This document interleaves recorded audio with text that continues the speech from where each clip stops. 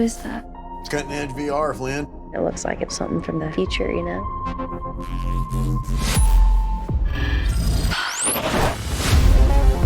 Flynn took a trip to future London, saw something she wasn't supposed to.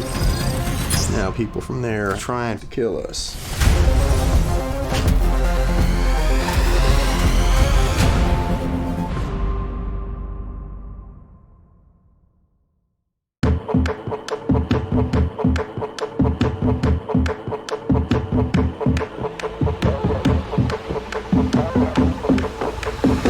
Transcend humanity with Omen. Welcome, everybody. Welcome back to the prize playoffs for the Amazon University Esports UK and Ireland for Overwatch Spring 2023. My name is Shelter. Lovely to see you all today. I'm joined here by Toasty. How you doing, mate? Hey, I'm doing pretty good. Very excited to get into the games we have today. We're actually in the lower bracket for our first game, so we get to see some elimination matches. Going to be a fun one, I hope. Yeah, I'm hyped. We're getting closer and closer to those finals. Big gassing up everybody currently still in the tournament. I've seen some amazing plays already. We've already seen some fabulous teams play off against each other, really close matches as well. Compared to some of the last seasons, we've been seeing very tight games, usually going 2-1 rather than the classic 2-0 sweep. So I really hope we see some more today because that stuff is always fun to watch. Yeah, and as this is, of course, the prize playoffs as well, it's best of fives here, so potential for some map fives, right? Some very, very tightly contested games. We've had a few of those as well in the bracket already, if we take a look at that. We've had Warwick Angles, having some pretty close games, actually. They've played two best of fives that went to map 5. One of those was against the Glasgow Winstons, which they ended up winning. So they're against Portsmouth in the upper bracket. But looking at the lower bracket, it's been relatively close. You can see Minotaurs, Roehampton. Both of those have had sort of rocky rides to get to where they are. And our premier game for today, X on the Beach versus Kentamine. Again, pretty close games to get there. X on the Beach went against Oxford Omnics pretty closely. I believe Kentamine as well in the upper bracket just last week. Barely bested the Minotaurs. So these teams are very closely contested. I'm here for it, to be honest. It's great. Yeah, absolutely. I'm super hyped. I between our two teams today with X on the Beach and Kentamine, I don't really have a favorite. I've been watching, especially Kentamine, I've been watching a lot recently. X on the Beach, I am not too familiar with in comparison. I don't know if you have any knowledge on them yourself here, Toasty, but what I do know from Kentamine is once they get the ball rolling, once they're focused and they get in that flow state, my gosh, they are an unstoppable force. So you really got to keep an eye on that. Yeah, Kentamine we've already seen on stream, of course, and they were a pretty dominating force, especially against the Minotaurs, who, again, close game, but they bested them. And I think for X on the Beach here, it's going to be a question mark on them. They come into this as the unknown team, I guess, for us anyway. Of course, some people in the community might know them, that sort of thing, right? Other teams have well played against them. But one thing we do know about them, they have a lot of competitive experience across their roster, some of them in tryouts for sort of World Cup teams. Some of them played in Null for previous seasons, so we have a lot of experience here for the Exeter team, which I don't think is too bad. Yeah, absolutely. You were talking about all that experience, and I think we'll definitely be seeing it come into today. Sorry. Unfortunately, they did end last season in 4th in the Swiss bracket, but hopefully I mean, well, not hopefully. Clearly, they're doing a better performance. Yes, we're in losers bracket, so this is eliminations. If whoever gets knocked out, I mean, but I'm fingers crossed. We do see more excitement from both of these teams. Kentamine, though, I do want to keep my eyes on, especially. They are such a flip-flop team. I was talking about, yes, they get in a flow state, and I'm talking about within one specific game. Once they get the ball rolling, they kind of become an unstoppable force.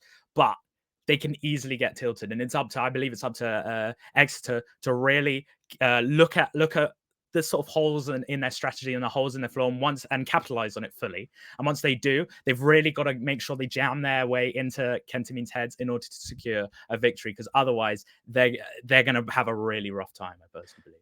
Yeah, and it's that inconsistency from Kentamine that we saw just last week, or the week before, either way. We have seen them on stream previously. They were a little bit inconsistent against the Minotaurs, and I think coming into this week, probably going to try and polish that up a little bit. And of course, they are the team we're looking at. They have players that have had huge success in the past, right? They've had people who went to Insomnia and a pretty big gaming festival and actually came third there. So some star-studded players on that roster. And in terms of teamwork, they were actually pretty good against the Minotaurs. It's just sometimes they drop the ball in certain compositions. If I remember correctly, it was the rush compositions they weren't the strongest at. I do like their Wrecking Ball play quite a bit, however. And I think that is where we're going to see real success come through for them, whereas Exeter, if they've done their homework, they'll recognize that. They'll be able to follow up on that and actually potentially have a counter strat plan, right? We've seen some teams, I think Minotaurs was one of them, play some Junker Queen stuff against the Wrecking Ball. It's quite a specific counter comp, but if Kent are going to play it, I think that is something we could see from Exeter. It just depends on what homework they've done. Yeah, absolutely. And I want to go back to that match that we saw, I think it was 2 weeks ago, as we were referring to Kentamine versus MMU. There was one brilliant player on Kentamine that I hope we see shine again this match, and that was Cool Beans. If you remember Cool Beans on the Oh, Sojourn, yeah. oh my gosh, the amount of frags that player can get is uncanny. It's insane. Exeter have really got to keep an eye on this player, because I believe that if they just give them free space, free areas to roam, and to get good angles on with that Sojourn or with that hit scan, I guess, in general, it's going to be terrifying. Cassidy as well, a terrifying feature. We've seen them get, I think it was was it 4K or 3K? I don't know. But with a Castile, which is a very tricky thing to do. A bit easier in Overwatch 2, fair, but still a very difficult thing to do. It's one of the more weaker ults within the game.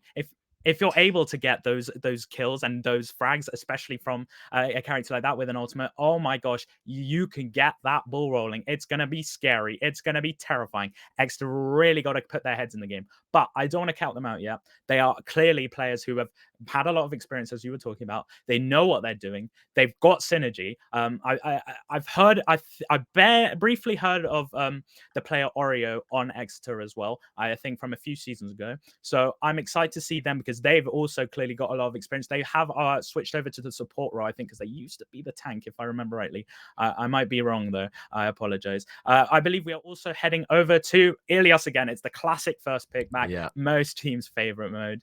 What do you think we're going to see here on Ilias? I reckon it's, again, the Wrecking Ball play that we've seen from Kentamine pretty strongly, as well as some, again, Sojourn potential. Cool Beans, I'm looking out for that player. I'm seeing what he can do on that Sojourn, because there's a lot of high grounds on Ilios, especially on Lighthouse. I mean, Sojourn's just wreck face there, and I think X on the Beach are really going to, again, if they've done their homework, gonna have to watch out for Cool Beans, but also not really get hung up on the idea of dealing with a DPS player. Yes, okay, Kentamine have a great DPS player who can mechanically pop off, but the rest of the team kind of needs to support that play style.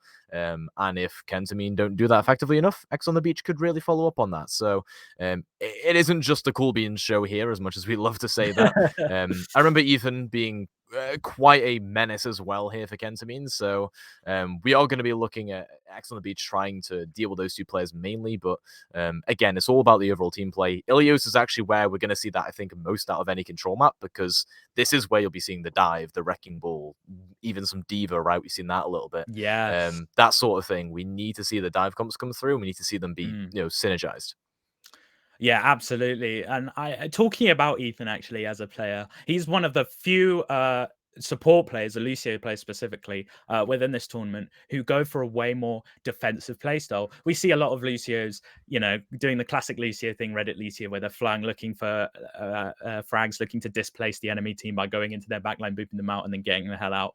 Ethan, on the other hand, from what we saw 2 weeks ago, Ethan was way more reserved, play to farm beat, and then as soon as he got beat, he would play very passively, just keep the team up healed, essentially like a classic backline healer. And then he would jump in there with beat, get the whole team with speed, push them into the choke, and absolutely annihilate. So that's where I think he shines, and specifically why Kentamine itself is a very strong contender for reaching the finals here, even if they did unfortunately get knocked to the loser bracket. I'm gonna have to put my own personal bets on them, but hey, I don't want to rule out Exeter yet. I'm excited. Yeah, I really am, and as we're going to see the hero reveal coming in just a second, it'll be telling as to what we're going to see throughout the match, I reckon. We obviously know what Kent like to play. This is not too surprising, of course. Abigail here going to come out on the Wrecking Ball. Pixel on the D.Va, so we got a bit more of a peel style here, I suppose, coming through. And the Sojourn coming through for time instead of Cool Beans. And Cool Beans on the Tracer, I'm not too unhappy about. I'm actually quite curious about the Hanzo here. I think this is going to be really hard to make work unless you can really stay out of the way of Abigail. Yeah, absolutely. You're 100% right with that. Hanzo's going to suffer a lot of displacement from this Wrecking Ball, so it's going to be really difficult to deal. Pufferfish is going to have to do a lot just to adapt. Pixel as well has got to be there for the peels as well. Yes, D.Va's great aggressive hero, but she can do everything. She can also peel, and that's a key aspect of her. Defense Matrix is such a powerful ability. As we see Abigail engaging on the team, looking for that displacement, but can't quite seem to land anything, allowing for, I believe that's Exeter with the poke here, just kind of poking people back and forth, though Pixel is already put to half HP, nearly getting demech there. They've managed to force the rest of Kentamine back, and still point hasn't quite been taken yet from Kentamine, I'm trying to get confused myself, as we see BBC Radio 1 on timing, trying to get the kill on, so can't find anything to come up, but there we go, Pufferfish does go down. Cool Beans yet again with the first blood onto Pufferfish, and that's Johanzo down for count, a major part, major DPS point on the side of Exeter, down for the count. We still don't really have a cap coming. This fight's going a long time as we see another bat lamp from Oreo coming out. Jeez, just like a good 30 seconds this fight has gone on for. It's gone on well. We've even got a beat bomb from Iron Tech as well, and Ethan. Wow, we're going long time here. As Coolbeans does pick up Oreo. Okay, that's one of the key bits of healing down for Exeter here. And you coming out, can't quite see landing here. Eventually the point goes over to Kentamine. My gosh, Coolbeans. Yeah, Cool Beans, a bit of a flashy play towards the end there to end off the fight, bit of cleanup, and a lot of ultimates invested there, actually. The pulse bombs, sound barriers on both sides, the mines for Abigail, and all of that in the first fight. That is quite telling to how this series could go as we progress forwards. Yeah, absolutely. I mean, I think we talked about them 2 weeks ago and saying, oh gosh, they're going to snowball, and I think it's going to happen again. Beautiful EMP coming up from BBC Radio 1. Manages allowing to Abigail to get the pick onto Iron Tech. Orange as well, picking up Pixel. Time does return the favor on Orange, and that's key member of Kentamine down, but I don't think that's going to be enough. They should be able to get back in time. I mean, it's Kirito after all. The mobility is insane. We see more poke back and forth. BBC Radio 1 unable to get any picks, unfortunately, but still looking up for those pokes with Cool Beans. He's forced back actually on half HP, and we see more just kind of ebb and flow of this fight. Nothing really happening too heavily. I say that as time immediately gets hacked and taken down by Ethan. Beautiful team play from both Ethan and BBC Radio 1 on the side of Kentamine here, as well as Abigail's lovely engage there, trying to displace the rest of the team. Oh, Ethan does get taken out though by Pufferfish. We do see a Sojourn pick up, as we were talking about, and I'm excited now. Sojourn versus Sojourn, hopefully in the future we see them, but Cool Beans is like, no, I'm still hopping up with this Tracer, getting a double kill onto Oreo and Pixel until eventually getting taken down by Time. Finally getting a pick onto Goldbeans to down for the count, and following up with a beautiful pulse bomb kill onto Orange. Pufferfish as well with the double onto Abigail and BBC Radio 1, and Time finishing off the final play on Kentamine. Ethan going down. Yeah, the DPS there for X on the beach, taking things into their own hands and using both of their ultimates just to clinch that team fight, which means that coming into this, Kentamine are going to have a great time with their engage. They have a Kitsune rush coming through, they got a pulse bomb and a beat building up as well. They've got a lot to work with, and X on the beach have to play expertly around this. Yeah, absolutely. The ultimate management is key, and the Time gets a pick on Orange, and Cool Beans can't manage to land a pulse bomb, so that's another ultimate wasted. Down for the count. Orange also doesn't have his ult coming back for the next fight, and Pixel and Time both get picks in return. Pufferfish does go down to Abigail, and he takes the Iron Tech as well. Oh my god, Abigail doing an amazing work here. Absolutely, but can't quite seem to be enough. It's forced back thanks to the ultimate, thanks to the Kitsune rush from Oreo. There's another Kitsune though on the side of Ken. Orange putting it down. And you see Mines also coming down on the point. Complete area denial. And also I want to highlight the fact that Kentamine does have the point now. They've got 85% already. I feel like Exeter gave that up a bit too easily there. And we see a beat coming down from Ethan, sorry, as well as the EMP from BBC Radio 1. Orange and BBC Radio 1 getting picks here. Pixel trying to do as much as they can, taking down Orange, but I don't think that's going to be enough. As overtime ticks down, we've got 99% in favor of Kentamine. Irontech does take down Ethan, but then immediately gets taken down by BBC Radio 1 here. Pokes back and forth, back and forth. These fights are going on so long, but eventually Oreo does take down Cool Beans. I'm really not sure who's winning this. I think this might favor Exeter here. They may be able to pull this out. Yep, Abigail's forced back, and Exeter should pick up the point. Yeah, there was so much wrecking ball pressure throughout that team fight from Abigail, and yet Cool Beans just wasn't able to make their way in and make use of it. I mean, Oreo got that kill onto them, like, perfect timing. And so Exeter still in control, still have chances, but a lot of pressure from Abigail once again. Yeah, Abigail doing an amazing job of space creation here. Really, really good. Yes, Winston's great space creation, but don't deny Wrecking Ball as a beautiful pulse bomb into Slam comes from Cool Beans and Abigail, as well as picking up Irontech as well. Exceptional team play. This is what I'm talking about. Once they're in that flow state, their team play is unmatched. It's so good. As Pufferfish actually does take down Cool Beans. That's a huge pick on Pufferfish, but it doesn't matter. Ethan and Abigail getting a pick in return. There we go. Pick traded again and again in favor of Kentamine. This might be it. Ilios Ruins might go down to Kentamine here as Pixel gets taken down. First point to Kentamine. Yeah, I feel like X on the beach there just falling short when it came to the dives, right? The initial engages throughout that map. I think that Kentamine just had really clinical dives and really clinical mine placement as well from Abigail. I mean, you saw how much space denial they had with both of their prior mine usages towards the end, right? In one situation, it got them the point without any kills coming on the board, and the final mine's usage was just great at zoning off Pixel and forcing them to a position where they could be pulse bombed, and that is the synergy between Cool Beans and Abigail.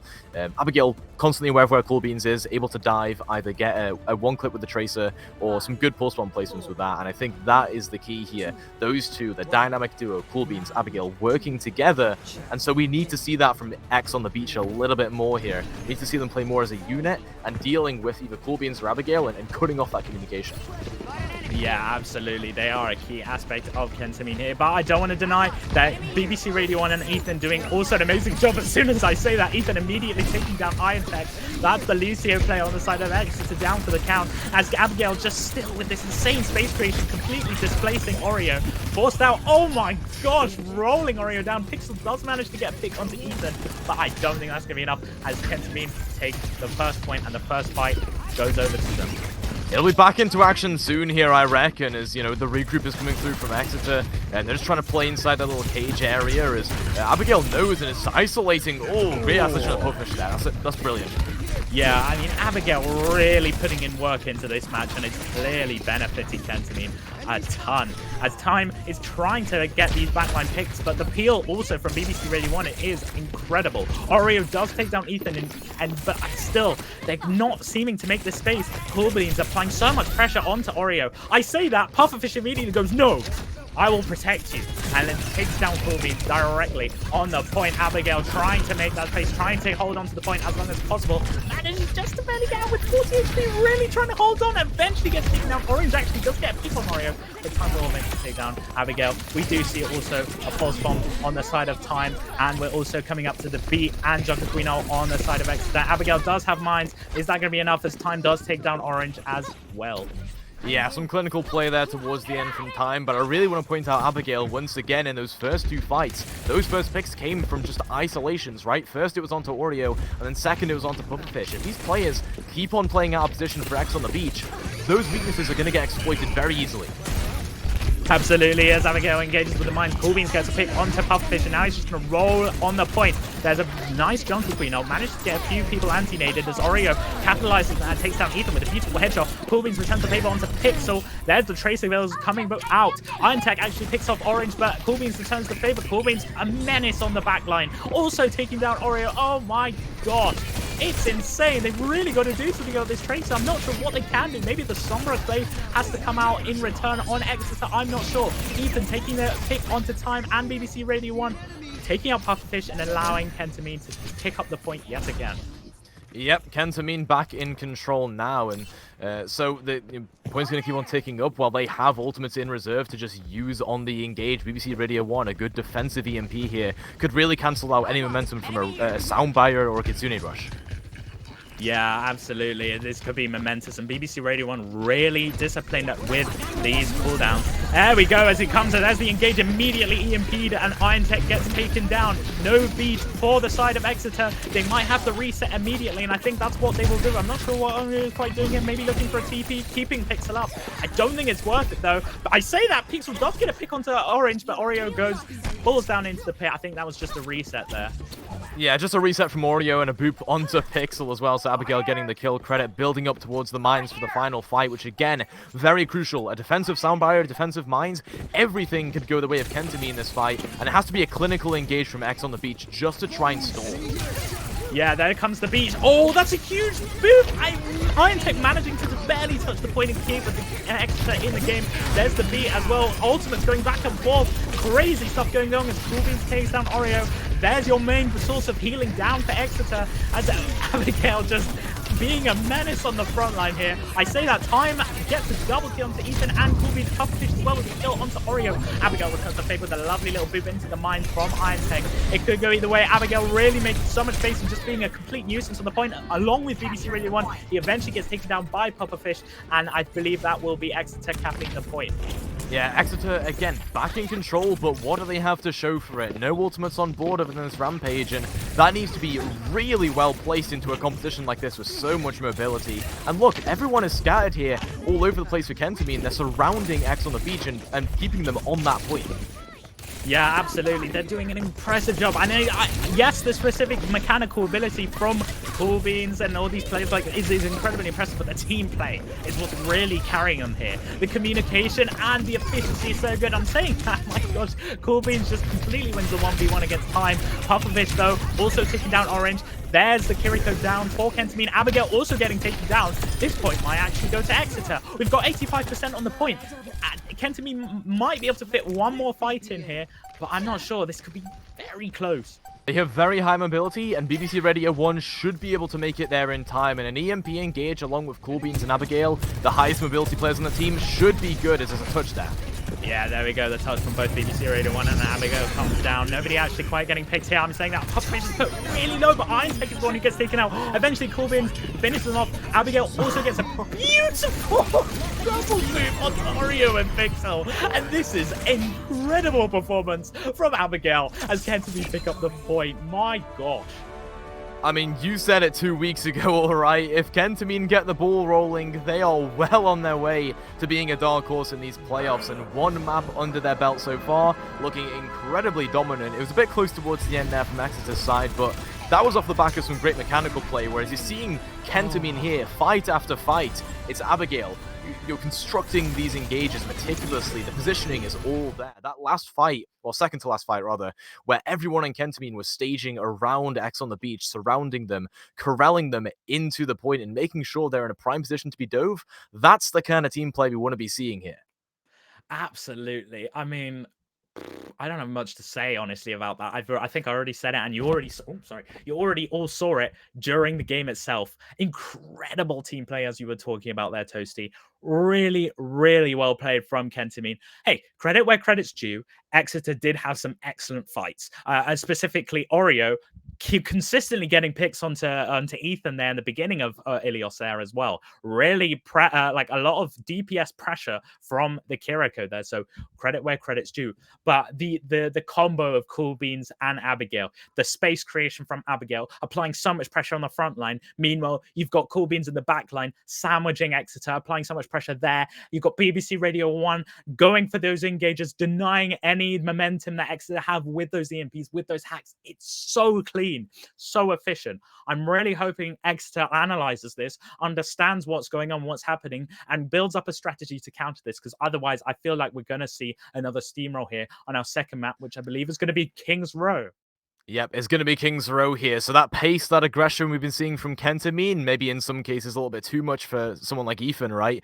Playing very aggressive on that Lucio. This is going to go right into their ballpark, I think. Like we say, the rush composition, not something that really stands up to the same as their ball composition. But King's Row, you can play the Wrecking Ball, and I think that is something Kentami want to consider.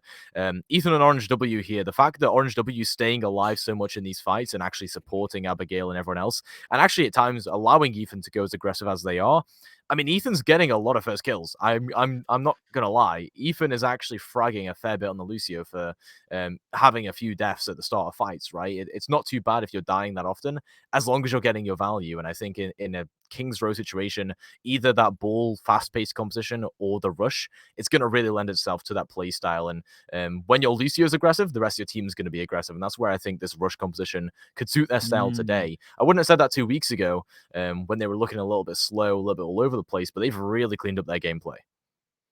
Yeah, absolutely. I mean, it's so streamlined. If they keep this up, as I was talking about, they have a good chance of getting to the finals here, Toasty, I believe. But we are talking and hyping up Kentamine a lot. I want to give some love to the Exeter squad. Yes, it could have been better. There could have been some better fights during that, but they really held their own. They really had some exceptional fights there. The communication may be a bit rusty, but I am seeing some really good combos. We're seeing Iron Tech's beats, very efficient. Unfortunately, a few times Iron Tech would be frequently the first to get picked off, and I think that's less Iron Tech and more Kentamine's target focus. But when he had those beats, when they had those effective utility enabled for Exeter, it was incredibly effective and mostly won the fights for Exeter. So if they can keep that up and try to, I mean, it's bad advice, but die less, essentially. If they keep that up and do that, then I feel like they could be a very good opposition to Kentamine here and could have a potential for winning this match. Yeah, and I think some shining stars here for X on the beach. You're looking at Oreo and Time mainly. Oreo's doing a very good job at actually getting some kills on the support here, which is quite, it's quite impressive, especially as I think in Overwatch 2 supports aren't getting the kind of love they really should be getting. In fact, it's quite a weak role, or it was at the start of Overwatch 2, changing a bit now, but Oreo's doing very good on that role. So is Time as well, and the Tracer looking impressive here and there. So these two players very much, I think, the stars of the show here for Axe on the Beach. Everyone else just needs to sort of pick up the pace a little bit and, like you say, die less. Yeah, I mean, pretty much bang on there. As we see BBC Radio 1 just going for a cheeky scout, getting as much info for Kentamine as possible, and then until he's forced back. Abigail with a beautiful flank hit goes in for the dive and lands 3 up in the air, but can't quite seem to get any value of that as Pixel is there with the peel. Exceptional job from the tank player on the side of Exeter there, but he might go a bit too aggressive and gets put to 1 HP and immediately devac. As soon as I say that, Caster's Curse goes down. There's the mech, down for the count, but Pufferfish is dead to take down Cool Beans and Time. Now this is what we're talking about. Exeter is doing an amazing job mechanically, really showing their dominance, showing, no, we're here to put up a fight. Yep, and indeed they are. 4 kills come through from the DPS that fight, and Time looking good mechanically, actually outpacing now Cool Beans on that pulse bomb charge due to the extra kills that fight. So I do like this, even though Pixel got demeched early, right, went a little bit too aggressive. I do like that. You're allowing for the rest of the squad to go aggressive in doing that. Yeah, absolutely. It's an exceptional job. Really nice boots from Abigail. Clearly, that ball one trick knows their tech. It's showing, it's proving. Oh, lovely tracking from Time, though, onto Coolbeats with a beautiful finisher from the melee. That is good Tracer play. That's what I want to see more of. Where was this on Ilios? It's so well played there. As we see another pulse bomb coming from Blind. Pufferfish getting a pick on Ethan. Time taking down Orange, and Oreo also taking down BBC Radio 1. I mean, where was this last game? Exeter doing an amazing job at holding King's Road first point. Yeah, they're looking great. They're trying to bait the Kentamine side in, right? They're getting them into a position where they're going to be isolated, or they can get a couple of kills, for example, in Hotel, and they're just making complete use of that. They don't care about Abigail anymore. They're just diving the backline. Yeah, absolutely. I mean, Coolbeats can barely move before immediately getting bursted down from Pufferfish. We do see BBC Radio 1 with the EMP, though, and that's a fight changer. Abigail also has the mines to hand. So how they use it is absolutely key in this. If they fail this, I feel like it could be not looking good for Kentamine on this map. We'll see how it goes as they do line themselves on the right here. I'm ready for this. Show me, Kentamine. Show me, Exeter, how you handle it. There's a beautiful EMP coming down, but Kitsune returns the favor. We do have that Kitsune down on the point to be very scary as Pixel applying so much pressure. Pufferfish also takes down Cool Beans, but Cool Beans and Abigail, there's the combo we see, are taking down both supports for Exeter. Now they've really got to do it. They've really got to cut this out if they want to hold this first point. Abigail also very low here, but I don't think no enough to really get taken down as Pixel does get demexed here. Ethan taking down that Baby D.Va, and there we have it. I believe Kentamine will pick up the first point on Kings Row here. Yeah, very chaotic gameplay and very all over the place, I think, from both sides there. Everyone's getting a little bit caught up in the action as you're going to get a recontest come through here with that overclock. There we go. Yeah, overclock going down and taking down BBC Radio 1 immediately. This could be a good contention depending on how much space Pixel can make with that D.Va. Abigail returning favor onto Pufferfish. This is really close. It could go either way as Time gets a pick onto Orange. Lovely pick that actually is huge. Gets a double onto Cool Beans. Oh my god, Time really playing out their mind in this game. As Ethan gets taken down, I think Exeter hold this. 30 seconds left on the clock. They've got one more fight, Kentamine. If they don't use this last fight to its absolute fullest, it's over. And they have no ultimates to use for it other than these mines. They've got to really rely on their mechanical diff, and Time is the one diffing them at this point in time. So we're going to be relying on just some insane clutch from one of these players at least. Beautiful peel from IronTech with the boop, really displacing Abigail and forcing him to use it. Yeah, it's going to be a crazy fight here so far as this force bomb as well can get used in the back line. Oh, it's so close as Time gets a pick on Orange. Abigail taking down Pixel as well. In return, Cool Beans gets completely annihilated by Pufferfish. Oh my gosh, Exeter looking so strong. Time on this Tracer, picking up Ethan. Pufferfish as well with Abigail. There's the MP, but that's all they've got to hand. It's over. What a beautiful hold. They've got nothing to work with on the defensive side here, Kentamine. Oh my gosh, Exeter, well played. Yeah, apologies, Kentamine. Might have caster-cursed that a little bit by saying that ball comp would work, because when Time's on the board, it will not. That was some crazy Tracer play coming through, and we really can't understate the role of Pufferfish and Oreo, I think, as well. Oreo, of course, as per usual, just doing crazy stuff on the Kiriko there. Staying alive in a lot of those situations, you really would not expect the Kiriko to stay alive. I mean, there was a whole sequence in, I think, the third to last fight where we saw Cool Beans chasing after Oreo. Oreo just surviving, using the map architecture to their advantage, using that Suzu very, very well timed. And I think this support play is something we really have to look at. IronTech, so survivable, barely dying. When they are, it doesn't matter because Oreo is picking up the rest of the slack. And I think now this is the Exeter squad we wanted to see. Yeah, absolutely. I mean, we were talking about it. They showed up. Kings Row, I love you. This map always brings out the big guns from every team, and oh my gosh, as you talk about, this DPS line on Exeter is looking insane. But I do want to point out the unsung heroes on Exeter as well. IronTech had amazing peels that round, so did Pixel with the DMs, but IronTech, they're now aware of the amount of value Abigail provides, so offers the boots to completely displace them, denying any ultimate usage that would be beneficial. Oh, just so clean. It really is incredibly clean, and now it's 93.8%. That's a pretty easy cap, I would say, here for Exeter, as they can take their time, they can build ults if they really want to, or they can go for a hyper aggro engage onto the backline. It depends on what they want to do. Absolutely, but remember, Toasty, it isn't over until it's over, as we see BBC Radio 1 getting a clean kill onto IronTech there.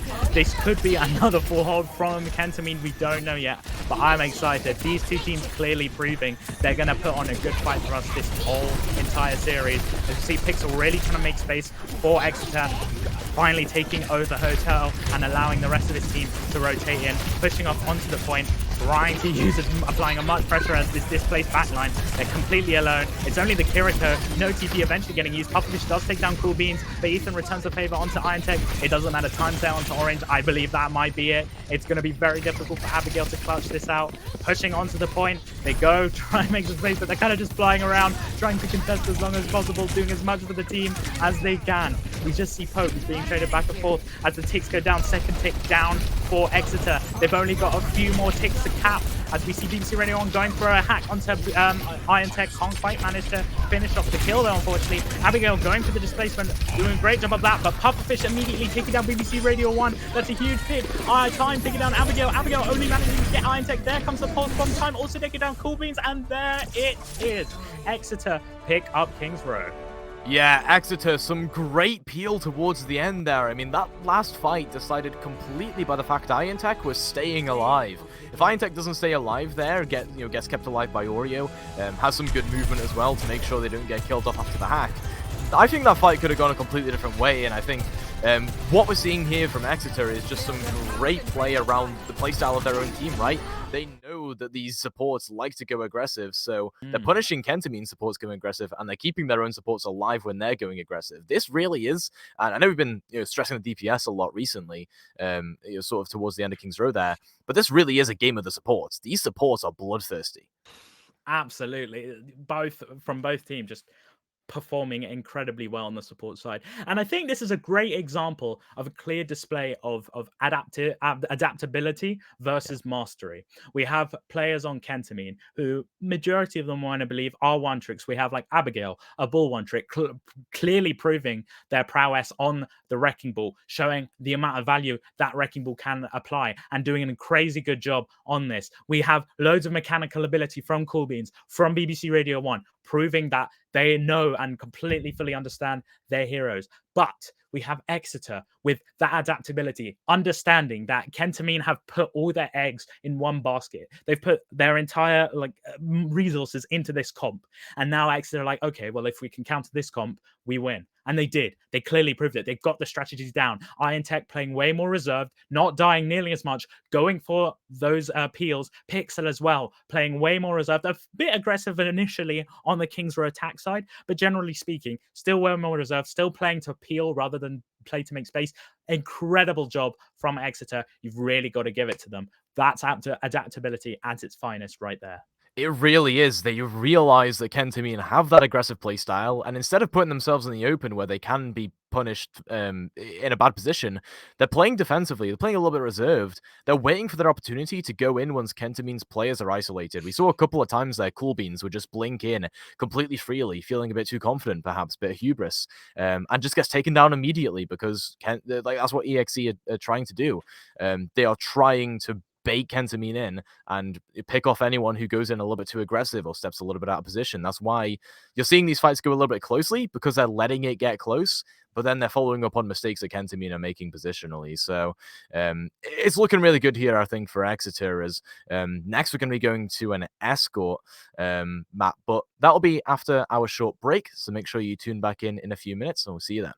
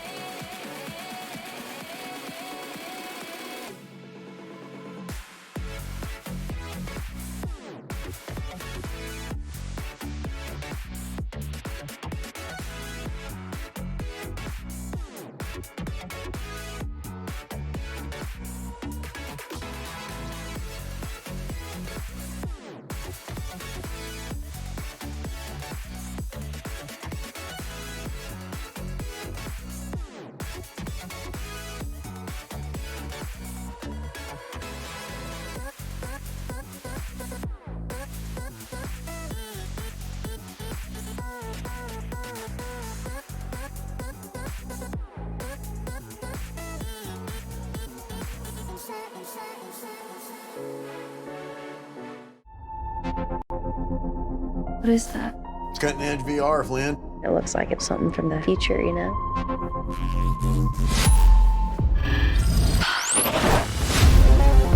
Flynn took a trip to future London. Saw something she wasn't supposed to.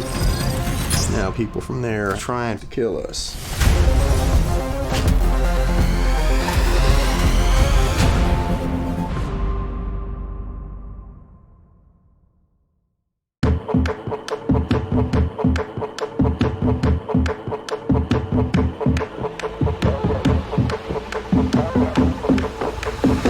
Transcend humanity with Omen.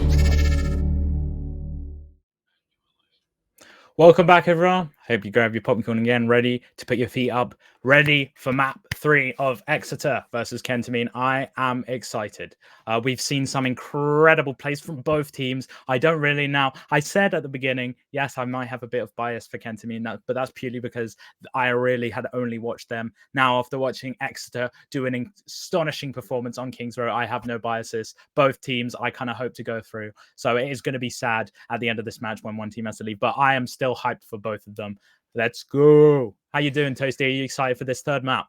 Incredibly excited, actually. We've got a series on our hands here, an absolute banger of one at that. We got Rialto coming up next, so should be a bit more dynamic in terms of the compositions we'll see. We've been seeing a lot of Diva, a lot of Ball. I think we can see some variation here, but I think the teams are quite dead set on what they want to play. However, Kentamine gonna have to get some of that adaptability that Exeter have started to adopt, because now Kentamine are the ones that are being countered not only compositionally, but in terms of their play style as well. So in case any of you missed it, it's 1-1. Kentamine very dominantly took map 1, and then Exeter very dominantly took map 2, just based on adaptation. So going to be very, I think, intriguing to see where it goes next, right? Both teams have had a little bit of a crack at each other as we are going into Rialto. So very interesting, I would say here, in terms of what we could see. Absolutely.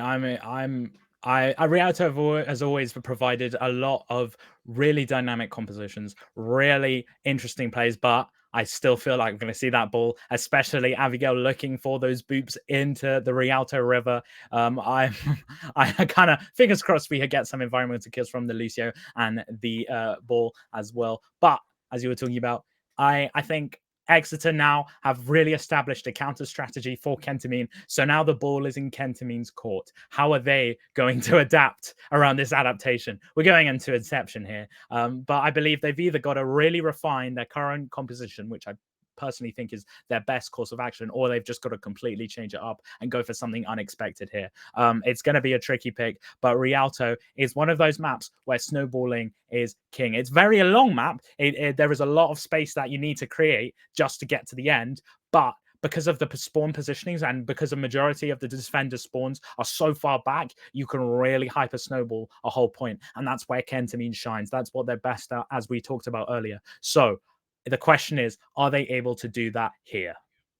Yeah, we shall see. X on the beach definitely want to cut off that momentum we're talking about for Kentamine, whereas Kentamine want to start getting a semblance of control back in this series, because Kings Row, this is going to come off a little bit mean, I think it was a bit embarrassing for them. I think they can do way better than that. They have the potential, and so we'll be looking at Rialto as sort of a test, right?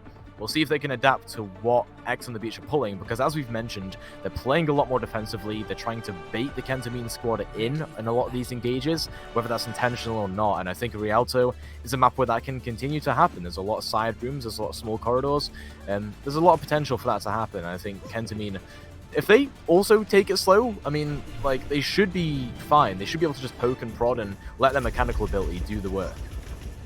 Yeah, absolutely. You're 100% right here. And I think that this team is smart. They know what they're doing. I mean, I say that both teams are smart. They've clearly proven that.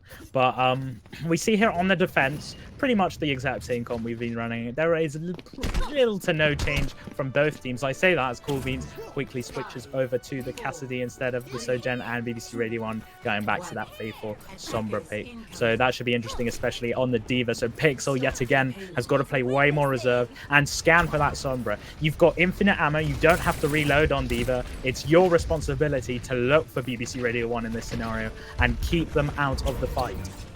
Yeah, if you can't make an engage happen with BBC Radio 1, how exactly is Abigail going to get in there and power drive someone? Although they do it that right there, so they're fine. Yeah, clearly proven, but BBC Radio 1 was allowed to make that space as we were talking about. Cool Beans does take down Iron Tech, but Pixel returns the favor back onto Cool Beans' Cassidy. We see Pixel again going a bit too aggressively, looking for that kill, getting too hungry, and eventually getting taken down by Abigail, who's now kind of just chilling, messing around with Time here and making more space and more displacement as we see on the high ground here. Time also kind of getting away for free onto Orange here, eventually getting taken down by Ethan.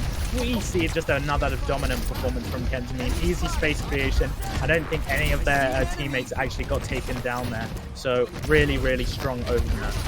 Yeah, Abigail just zipping and zooming all over the place, everywhere at once it seems right now, distracting every single member of Exeter, and that's exactly what you need in this situation, right? If Exeter are trying to play it calm and wait for an engage to come through, don't give them time to think, don't give them time to exploit any weaknesses, and it's exactly what happened in this first fight as well. Orange W actually following up as well a little bit, using some of these Suzus on Abigail to make sure they can keep on going and keep on doing their shenanigans. As again here, right, it's a 1v3 in that situation. Abigail gets out alive because just some good wall tech generally and able to disrupt.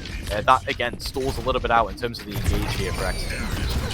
Yeah, absolutely. I mean, keep in mind, Wrecking Ball does have one of the highest HPs in the game, and if you don't count Arrest is Fortify. I'm talking about Pufferfish and Time both getting picks on the side of Exeter here. Really good defensive job here. Now we're seeing Exeter fight back. Pixel also gunning for Orange. Eventually, Time will finish them off, but Orange just managed to slip in a pick onto Iron Tech yet again. Iron Tech and Pixel really playing way more aggressively now. I hope they don't get too cocky, because otherwise we're going to see a repeat of Ilios here. Yeah, I mean, what we're seeing is just a repeat of Ilios, where the space, the control is all Abigail's to hold, and right now it's a bit of a rotation coming up the staircase, which Abigail, again, makes the space for. Kitsune rush on the point, but what's it going to do in face of a beat?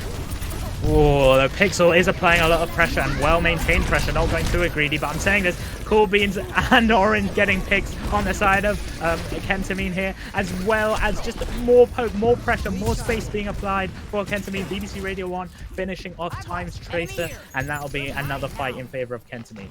And that was a team fight again, where it was a well-timed beat from Ethan that allows everyone to stay alive in the face of a Kitsune rush. And then at that point, where's the engage gone for Exeter? They wanted to counter-engage with a Kitsune rush, but it got completely cancelled out by one Q. Ooh. I mean, that's mechanics right there. There was no team play needed for that, as Cool Beans cleanly finishes off Iron Tech, caught out of position yet again. Yes, you might be far back, but you can still get picked from a good Cassidy like Cool Beans himself. As Abigail also gets picks, and Cool Beans yet again gets another pick onto Time. BBC Radio 1 finishing off Pixel, and yet another pretty much clean sweep on the side of Kentamine here, being able to get checkpoint 2 on Rialto attack. Yeah, this Cassidy is looking really clean, and I think it's because it allows for just some consistent damage to come through in very consistent fashion. And I think, like, again, the situation here, Time is getting caught out by Abigail with those mines. Abigail controlling space even when there's no technical fight happening. This is not technically a fight. Everyone just got bad spawned and they had to dash away as quickly as possible, which Abigail took advantage of, and Cool Beans can just sit on the cart until everyone else comes to them, really. Yeah, I mean, this is what I was talking about. I really hate to sound like a broken record here and constantly repeating myself, but this is just the Kentamine snowball, and I'm going to cast the curse as Iron Tech comes with the beat. Pufferfish gets a beautiful double kill, triple kill onto Radio 1, Ether, and Cool Beans. Pixel and Iron Tech finishing off the rest of Kentamine. Team kill. See, I can't open my mouth. As soon as I do, there we go. Exeter whipping out the big guns, proving, yep, they still have fight in them. Yeah, Cool Beans not the only incredible Cassidy on the board right now. In fact, they already have a high noon online after just swapping over. So very impressive stuff here, and I think this will be the fight of the high noons. Which one's going to get more value? Because ults look relatively equal. Yeah. Oh, and we have a technical pause right on that slam. It seems like Abigail did seem to slam the servers. I'm not sure what happened. We're just having a few issues here. We will hopefully get that resolved soon. But my gosh, I mean, okay, we are discussing that Kentamine are looking very strong and dominant, especially in that opener. They look really good on checkpoint 1 and 2. But especially on checkpoint 2, Exeter still had a bit of fight in them, and now looking at this final checkpoint on the defensive side for Exeter, they're really putting up a good fight. They finally managed to kind of align themselves, make sure they're on the same path, on the same track with the same mindset, and they're now using their utility correctly. Iron Tech with the perfect beat timing. I think he might have had a bit of an issue on that last beat, a bit too early, a bit too safe, I guess, but still a better safe than no beat at all. So swings and roundabouts here, but we do also have I believe that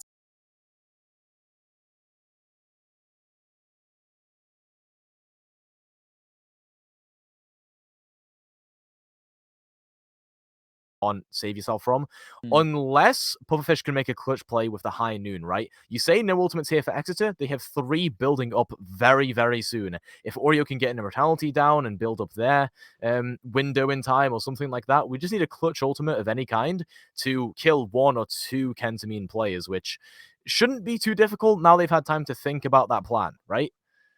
Yeah, absolutely. I mean, there's not much left to put in on the side of Kentamine here. They've already kind of had an amazing opener in this last fight.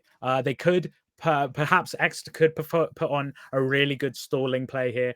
Just constantly get those stall heroes like Tracer. They've already got time. Oh, sorry, no, that's a lie. Sorry, time switch to Sojourn. But they've already got those a pixel on the diva can stall for a long time, or could switch to ball stall for a long time. Time could switch back to Tracer, get those stalls rolling, get that momentum. That's pretty much their only hope. It's really not looking good for Exeter here. This might be a 3-pointer on the attacking side for Kentamine here, as you were talking about, especially with the sheer amount of ultimate utility they have available. BBC Radio 1 still with that EMP, Ethan still with that beat. We're still just fixing a few input issues here on the side. I believe it's Kentamine. Cool Beans himself is having a few issues, so they might actually unfortunately lose an ultimate. I'm not sure if Overwatch 2 still remains the same sort of mechanic in Overwatch 1. Yeah, okay, thought as much. All right. So yeah, unfortunately, that's an ultimate down, but I still don't feel like that's going to be too much of a negative impact on the side of Kentamine. Yeah, it's not terrible here for Kentamine. You'll lose a high noon, you still have an EMP, a beat, almost a Kitsune rush. Abigail, let's face it, will probably build up these mines in like 20 seconds, right? So there's basically all ultimates apart from the high noon here coming up for Kentamine. And so it is a case of these last couple of ultimates. Again, I know chat can't see it. Pufferfish is on 99% to a high noon right now. Probably builds that up in the next like half second after this pause unpauses. And Pixel, 88% to a bomb. If both of those players can use those ultimates in the nick of time, that buys them space, buys them time. They can follow up on the fact that, and I know this is a bit scummy, they can follow up on the fact that there is a DC. They can follow up on the fact that Cool Beans is not in the game currently and will take a while to return from spawn. It is temporarily a 4v5 for Kentamine's side, so they have to make good on this current situation they have where Abigail has engaged, as we saw before the pause, and can make something happen. Yeah, absolutely. I mean, it is a shame on the side of Kentamine. Yeah, you're 100% right. Corbins is going to lose their ultimate and they're going to be put back to spawn.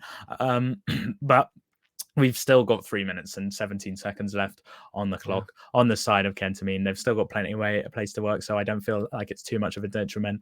You're 100% right with both Pixel and Pufferfish coming up to their ultimate here. That's pretty much all that Exeter have left. I don't think there's much else to say, honestly, about this. We've reached a point where I believe it's really depending on how the teams adapt around this DC. Yes, it is a bit scummy, but there's not much Exeter can really do. It's not like they're going to give up the point for free. The game's the game. It's unfortunate it happens, but it does happen. There's nothing anyone can really do about it. It's just a shame regarding that. So yeah, exactly. I don't think it's anything anyone can be really mad at, right? Like, tech issues happen. And so really it's just about Exeter making the best of it, right? You know, you're in a 5v4 situation. As long as you save your players, you're fine.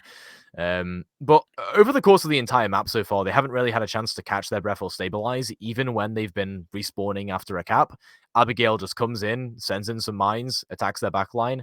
And this is the thing, Abigail's getting away with all this because the focus fire either isn't there from Exeter, or Abigail's just being a little bit too pesky and using the map architecture really darn well. So I think the Wrecking Ball play here is doing a big number on just confusing Exeter, right, over the course of the map. And I think everyone else is just following up on that. Granted, that's not to say everyone else on Kentamine is doing bad. They're doing great on following up on that, and I think that is where it comes in. Yeah, absolutely. I mean, it's just like the team play is just where it's at. I feel like I've talked to death about it. I feel like I'm constantly saying the same thing again and again because there's not much else to say. They've done a good job. Yeah. It's not like we can really go in depth and go like, oh, but perhaps they could have moved this millimeter to the right and everything would have been better and communicated this sentence in French and maybe they would have performed better. Communicated this sentence in French. I don't know. All right, you never know, man. Hey. French buff, all right. French buff. We've seen a lot of successful French tank players, so maybe Abigail speaks in French. Boom, easy win. I don't know. I believe we are slowly. Was that resolving the issue? Possibly. I'm not sure. I might be mistaken. Yep. They're just asking no, if production is ready right now, so the teams are ready to go back in. Not quite yet. So, oh wait, are they? Yes. Yeah, sorry, they are. big confusion. I'm going insane. Yeah, we are heading back into the game. So get your pants back on. We're ready to rock and roll as we see Abigail kind of just force back. Yeah, we're gonna see the rest of Ooh. A lovely little pick from Time right in the head of Orange. There we are going to see Kentamine roll back and just retreat and stabilize, ready for the next fight. Yeah, it's an easy teleport from spawn here for Orange, so be back in the fight very swiftly. But now the ultimates are online. 3 online now for Exeter, so they have a clean fight potentially ahead of them.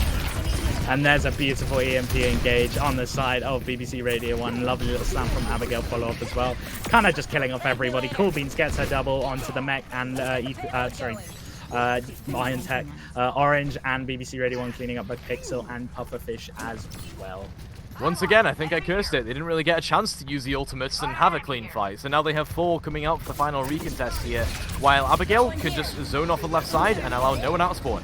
Yeah, but there's a bomb coming out from Pixel. Actually manages to pick up Cool Beans, and that's huge. A key member of the DPS lineup on their side of Kentamine's down. And there's another pick onto Ethan. Okay, Pixel really trying their best. Actually manages to barely scrape out alive with their mech with 1 HP. That is DM usage at its finest. But Abigail looking for a C9 here. Iron Tech there to make sure it doesn't happen.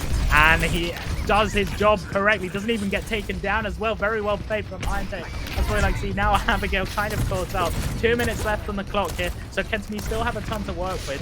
But it is going to get more dire and more dire as these fights go on, especially now that Exeter has more of an advantage. There comes the high noon from Pufferfish. We see also manages to pick off Abigail with a beautiful little kill. That's a huge target down. Coolbeats does take out time, but defender spawn advantage is not going to be enough. Kentamine are going to be forced back to regroup and reset. Yeah, 1 player down on both sides. You can't really engage here yet if you're Kentamine, but BBC Radio 1 has these hacks available and also almost building up to an EMP. This could shut things down entirely, especially if Iron Tech can't get a beat off. Yeah, BBC Radio 1's going to make sure they hit the right target, and there it goes down to Oreo. Actually manages to not pick up the kill when Ethan, though, is there to pick up time instead. He was trying their best to heal for Oreo himself, who's back in spawn now. Abigail, 300 HP, but they're fine. They're not out of position or anything. I say that. Oh my gosh, barely escaping, eventually getting taken down by Pufferfish.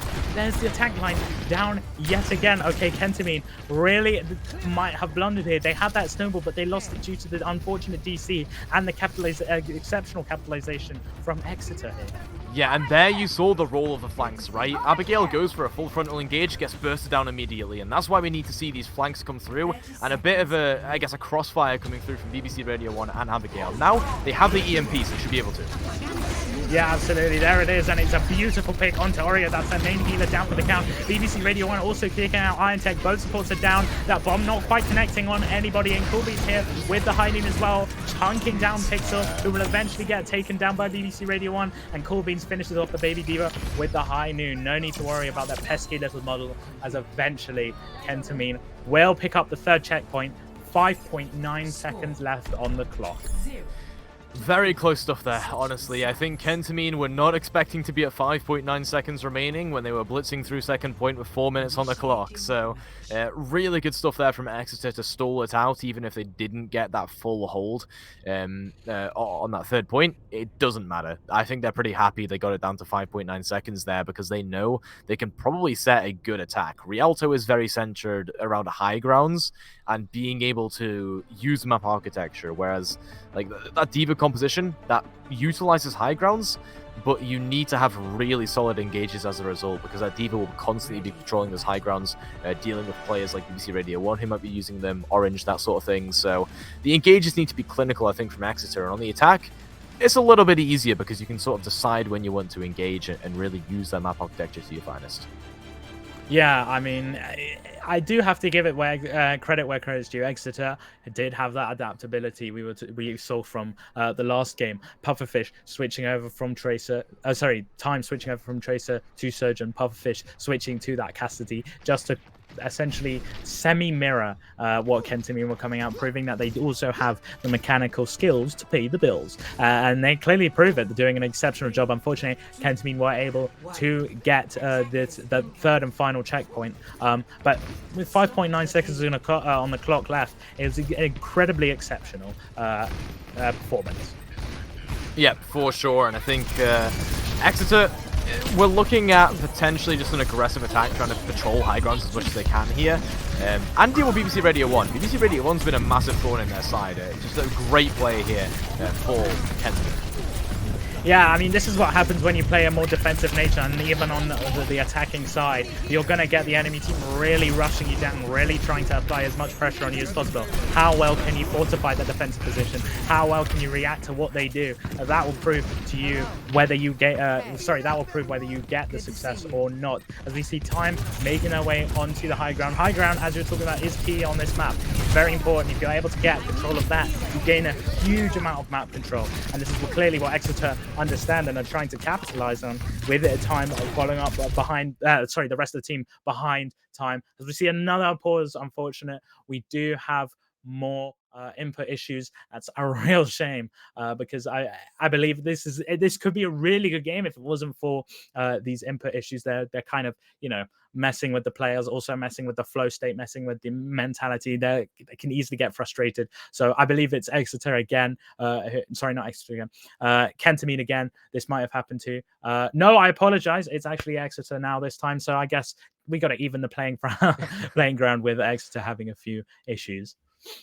Yeah, Pixel obviously gets the pause there for ping issues, so probably bad connectivity, whether they're on uni Wi-Fi, we don't know. I would not be surprised if that were the case, and I think Pixel here probably just going to have to cope with playing with the high ping they've said in chat, so should be good to go here just in a second. Going to get that on pause through relatively soon. And Cool Beans cracking a little joke in chat. You lot can't see it. Saying they'll use a mobile hotspot just to balance it out a little bit. Cool Beans already had some tech issues, so it wouldn't be too much more of an impact. But back to the game anyway here. Cool Beans putting out some consistent damage here on the defense and actually doing a good job, I think, of fending away the Exeter players. I'm not seeing them able to really get into the backline effectively, even with this rotate up to the high ground, because from what we can see on our screen right now, there are a lot of people lying in wait for a bit of an engage here for Kentamine. You'll see it as we on pause, of course. But yeah, the positioning has always been good for Kentamine, I think, so far this series. So. Absolutely. No, you're 100% right there. I think that's a key aspect. I mean, that's the whole point of Wrecking Ball, is to mess up the enemy positioning and encourage your team to gain that high ground, to gain that positional advantage, because positional advantages are key in Overwatch in general. I mean, that's the whole point of the tank role. You're not there to do damage. You're not there to actually soak up any damage as well. You're actually there to create space from your team, to create the momentum, give your team the momentum to push forward and gain that high ground control, gain that map control, and eventually take home the W. But I mean, UK internet, man, that's all I've got to say. I have troubles as well. I think we've all been there. Everybody in the UK understands the pain that is UK internet service providers, but it's whatever. I believe now we've got both teams ready. We're going to be head back into the game. Exciting stuff. Yeah, for sure. So again, we're seeing immediately an engage from Kentamine here into the back line. As I said, they were posturing for that and they got it. Yeah, but unfortunately, we weren't able to get much value from that, as Cool Beans doesn't quite get the pick. I say that. Cool Beans does eventually get the pick onto Oreo eventually, and that will force the rest of Exeter back. He now with the Cassidy High Noon. Pufferfish does manage to take down Ethan, so they've now got to be quick for a re-engage, because they do have the attacker's advantage on the first point here. It's really now all or nothing there. I mean, yes, you've got 2.5 minutes left on the clock, but you've got to capitalize when you can, because as I was talking about, it's a very long map, very snowbally. They've really got to prove it now or never. Yeah, for sure. I think now if you're going to have a good time bank, you need to make this push work, and they have a few ultimates to do that, but an EMP cancels all of that out. There's the high noon, there's the EMP, and there's the mines. Another high noon coming from Pufferfish. Abigail, BBC Ready One taking down Iron Tech, and time followed up by that. I mean, Kentamine now really coming back from what they were doing on Ilios. On King's Row. Really showing now what they were doing on Ilios, looking incredibly dominant, capitalizing on positional advantages, ensuring they have complete dominance over that high ground. Well played. Yeah, really well played so far, I think, here from Kentamine. They're doing a really good job on the defense, just like they were at the start of their offense, but because of how quick that engage was early last fight and them using 2 ultimates, they're actually against quite a full frontal attack coming through from X on the beach here. Yeah, absolutely. We do see Coolbean's kind of left it with 17 health, thankfully. Does have Orange next to him as BBC Radio 1 takes down Oreo. There's another main healer.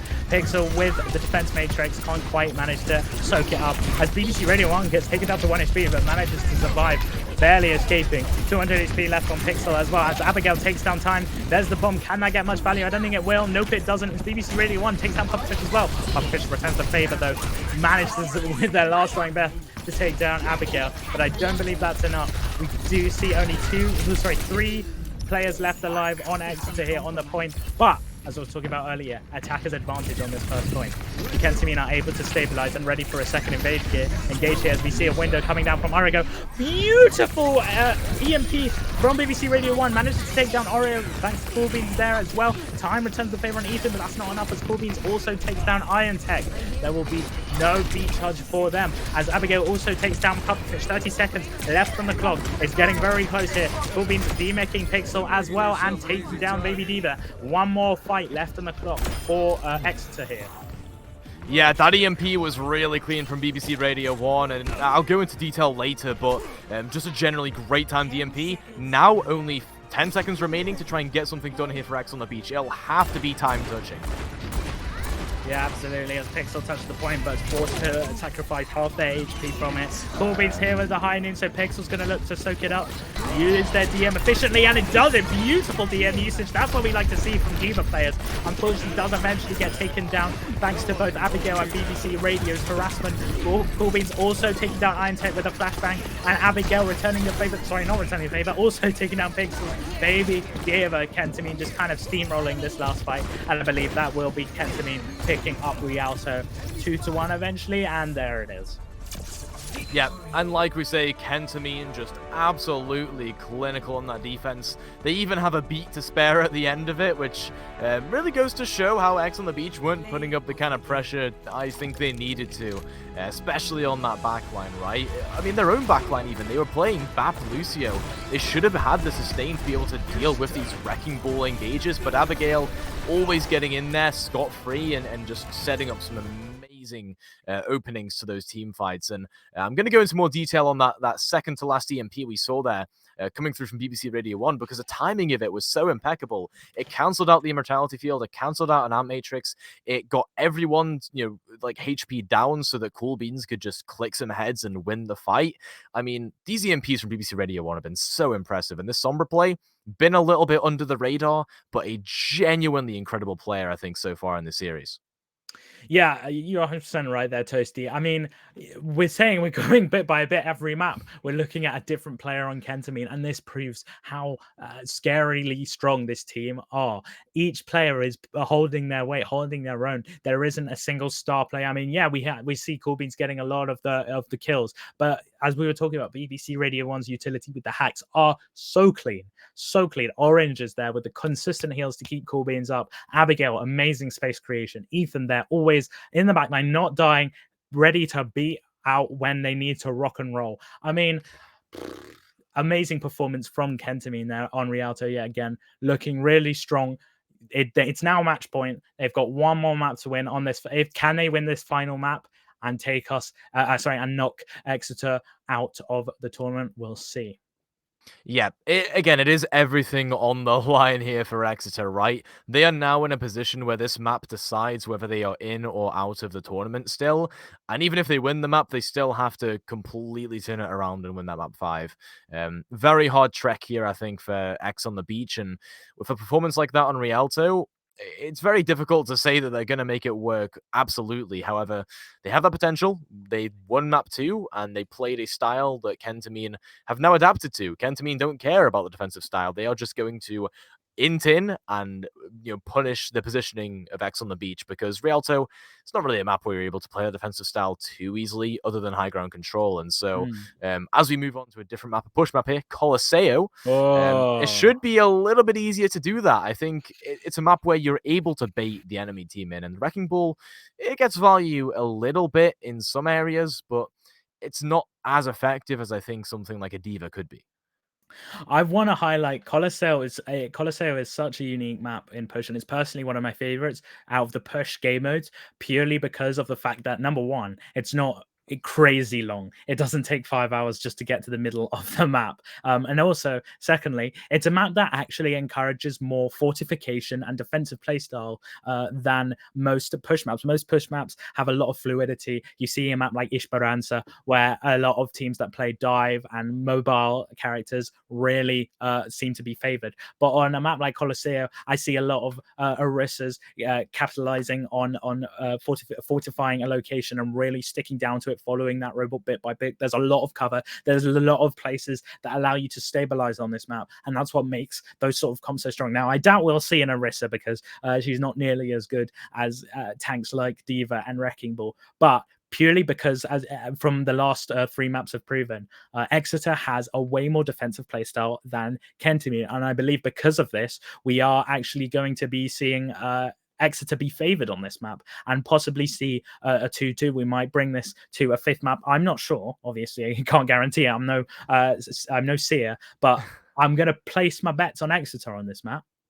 I certainly wouldn't complain about seeing map 5 here, that is for sure. I think Exeter deserve that final chance on a control map to bring it back compared to their performance on Ilios, and I think Push, they are favored. Again, it's not entirely certain they're going to win it. Anything could happen here. We thought that Rialto would go relatively towards Exeter because of the high ground control, and guess what? Kentamine full health, so very volatile, I think, right now in terms of Overwatch 2 and predicting what these teams can do in it. But what I want to see here from Exeter is just calming it down a little bit, right? They're getting in over their head a little bit in some of these team fights and trying to rush things and then getting caught out by EMPs and those sorts of engages. I want to see a couple of situations where Iron Tech is just hiding, waiting to beat an EMP, or in situations where Abigail goes in for Mines engage, I want to see better usage of the Suzu or the Immortality Field, right? Those sorts of miniature plays that can really contribute to the start of a team fight. Absolutely, you're 100% right here. I mean, Kentamine thrive around chaos. It's what they look for in this team comp. They want to capitalize on messy team fights because the heroes they're playing specifically play around that, and Exeter are playing into their hands. The one map they didn't, as we clearly saw, was King's Row, and they proved dominant. They played methodically, step by step, committed, and didn't overcommit, sorry, and it proved successful. And as you're talking about, I feel Iron Tech especially needs to play way more reserved. I'm speaking about Puffish immediately taking down BBC Radio 1 time, taking down Abigail. I think we were talking about it, we might call it here. Yet another fight goes in favor of Exeter right at the beginning. This might be a ping-pong series here. Potentially, right? I mean, we're not calling anything just yet. It's one fight, but this Junker Queen composition is going to do a great job, especially with all the cover you have, to deal with this Wrecking Ball. Yeah, absolutely. Yes, mobility is such a good advantage, but as I was talking about, fortification on this map is incredibly potent and incredibly powerful. BBC Radio 1 taking down Iron Tech, but that should be it. As Time takes down Ethan. Time actually getting taken down by Cool Beans, and Pixel really gunning for Time, but can't quite manage to get the killing blows. Cool Beans takes down Pufferfish. Few mechanical mishaps there on the side of Pixel as BBC Radio 1 also takes down Oreo. Oof, that is rough. Yeah, a bit of a rough team fight there, especially as everyone just kept on falling like dominoes for the Exeter side, but at least they know that they have ultimates coming into the next fight. Time's going to build a pulse bomb. Pixel probably gets that rampage online. As long as no one gets caught out early by Abigail here, which is a notorious thing for Kentamine to try and do, everything should be fine on the engage. as I was saying, they can't play into the chaos. That's key, and that's exactly what they did the last fight. They're kind of all just there, focusing their own target, shooting about. Coolbeans immediately getting a pick onto Oreo. Exceptional team play again, yet again from Abigail and Coolbeans here with the Abigail pile drive engage, and Coolbeans just kind of go clay pigeon shooting with the targets up in the air. Yeah, even on the Cassidy, able to synergize with this Wrecking Ball is just impressive, right? I think now that Coolbeans has cover, they can just sit here and fire away as soon as anyone drops onto them. But Pufferfish goes down early. BBC Radio actually finding a solo kill. Yeah, I mean, they're just kind of sweeping again. I feel like Exeter are kind of getting into their own heads here. Coolbeans taking down to 70 HP, but can't quite seem to be finished off as Oreo goes down. Eventually, Time will finish off Coolbeans, but Coolbeans does avenge his own death with a flashbang there. Pixel does take down Orange, and that's a huge kill, as that's their main source of healing. But Abigail just kind of zooming around on the point, stalling out as long as possible. Ethan already also getting taken down by Pufferfish, and Abigail, I believe, will eventually be taken down by Pixel there.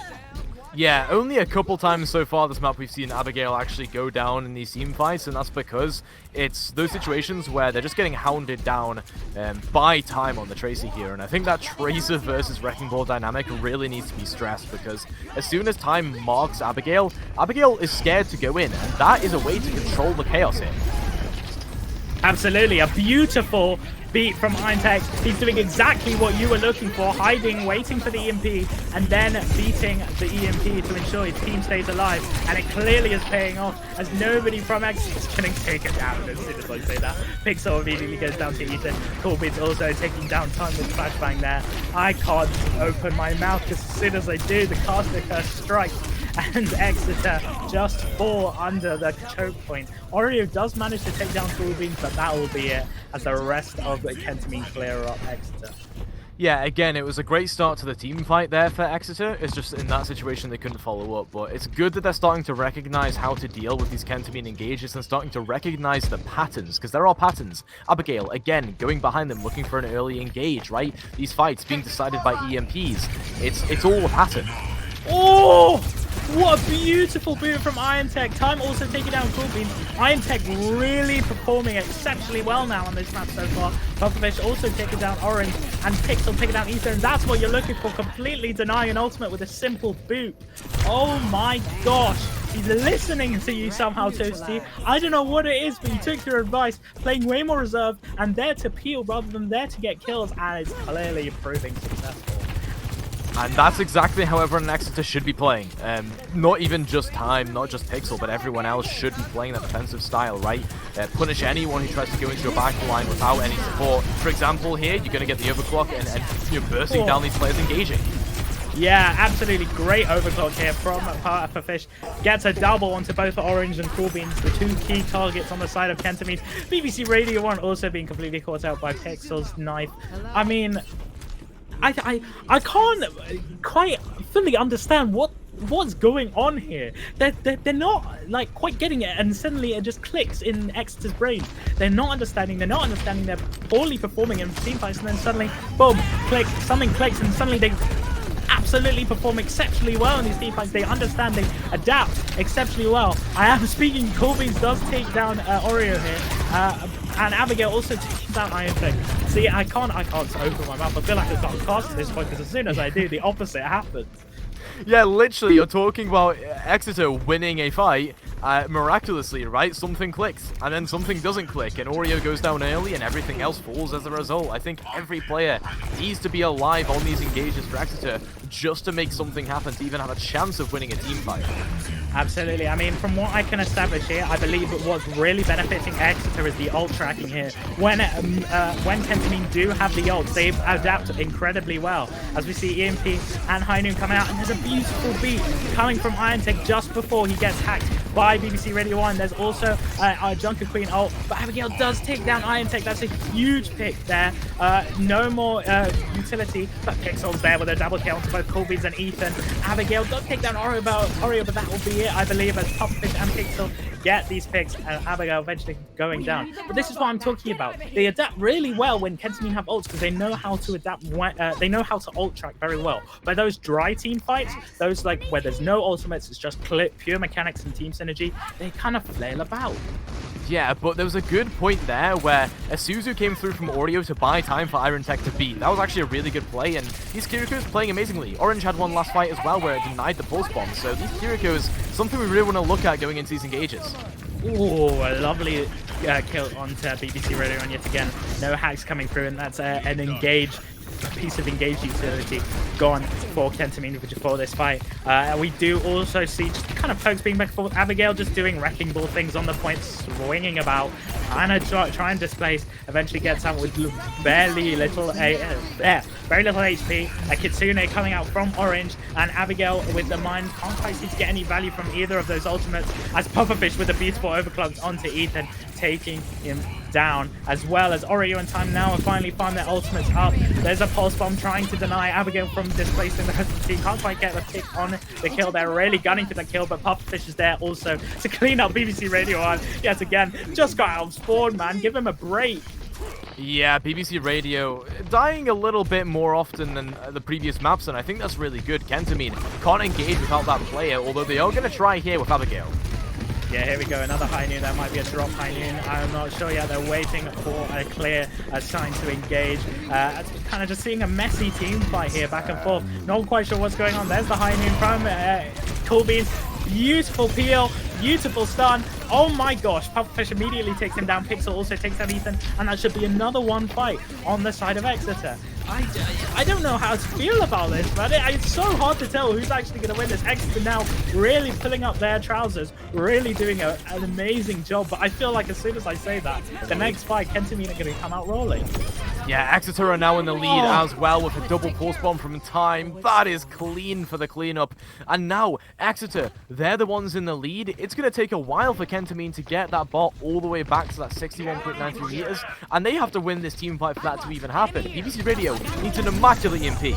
Oh, and that was a pretty good one, managing to get a majority of Exeter on the side. Ethan taking down Oreo. That's their main heals, probably the best target you could have picked off, and forcing Exeter immediately to retreat and regroup.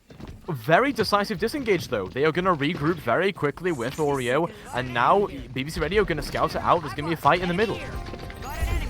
Absolutely. I mean, we're kind of back to square one at this point. A lovely little hack onto the Iron Tech, denying the beat, but it doesn't matter. Iron Tech's there with the mechanics. Oh my god. Pufferfish as well, taking down Ethan and Abigail, and Coolbeats triple kill with that overclocked. Abigail does take down Iron Tech, but I don't think that matters. Oh my gosh. Orange actually supposedly does get a pick before going down to Pixel onto Time. 30 seconds left on the clock. Now the question is, yes, they can push the robot, or do they kind of want to give the robot space when it gets to an advantageous position? So it requires Kentamine to push more, to get more space to actually be able to retake the robot. I'm not sure. I think that's what they're planning to do right now. We do see them falling back, resetting, ready for the final fight. Players off BBC Radio, one on the left, looking for a good target tag. Can't quite seem to get one off. There's the beat from Iron Tech. That might be a bit presumptuous, as you see Orange still holding on to the Kitsune Rush. But I say that Pufferfish does take down Ethan. Oh my gosh, this is looking so good. Overtime takes down. They have to keep touching Abigail. Pretty much the only one on point, looking to hold on as long as possible. Pixel takes down Orange.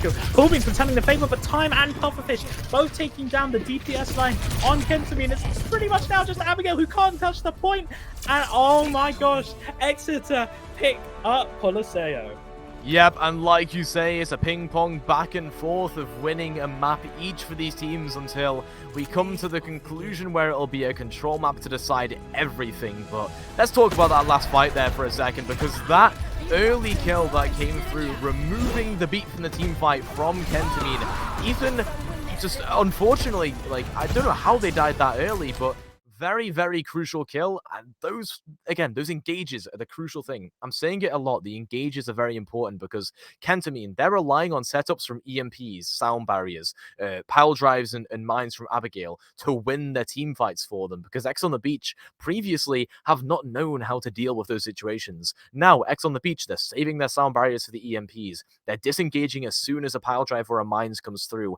There are actually a lot of situations putting Pixel a bit more further ahead than the rest of the team to bait and engage, then just using commanding shout to go back. They've used little resources while Kentamine have invested a lot into that dive, and so X on the beach, that defensive style, baiting Kentamine in, once again, just like King's Row. It's working out perfectly. And in that situation right at the end where you pick off the sound barrier, Ethan just goes down early from Kentamine. If that had been on board, the Rampage would have been countered. I reckon Kentamine could have made a run back to make that a 3-1. But either way, it's just an incredible finish to Colosseo there. And we are heading to Oasis as our final map. Absolutely. I mean, as I was talking about, I think the reason why we're seeing such ping pong, we're not seeing a clear, decisive winner in any of these games, even though both of like pretty much all of these games have been steamrolls for one team, is purely because of that style. What is the map and what type of style does it favor? We have Ilios and Rialto favoring more aggressive style, more high ground control, pushing. Whereas Kings Row and Colosseo are way more defensive maps, playing back, playing in these little cubbies around Hotel, for example. We have Colosseo in those little nooks around the center of the map, really advantageous to play around. And that clearly proves that like whoever has the style that favors the map is clearly just sweeping because the other team isn't quite ready to adapt to that style. And yes, don't get me wrong, Exeter, as we're talking about, does have that adaptability, but I mean, I don't think it's enough to really adapt around those aggressive style map because Kentamine have really refined this playstyle.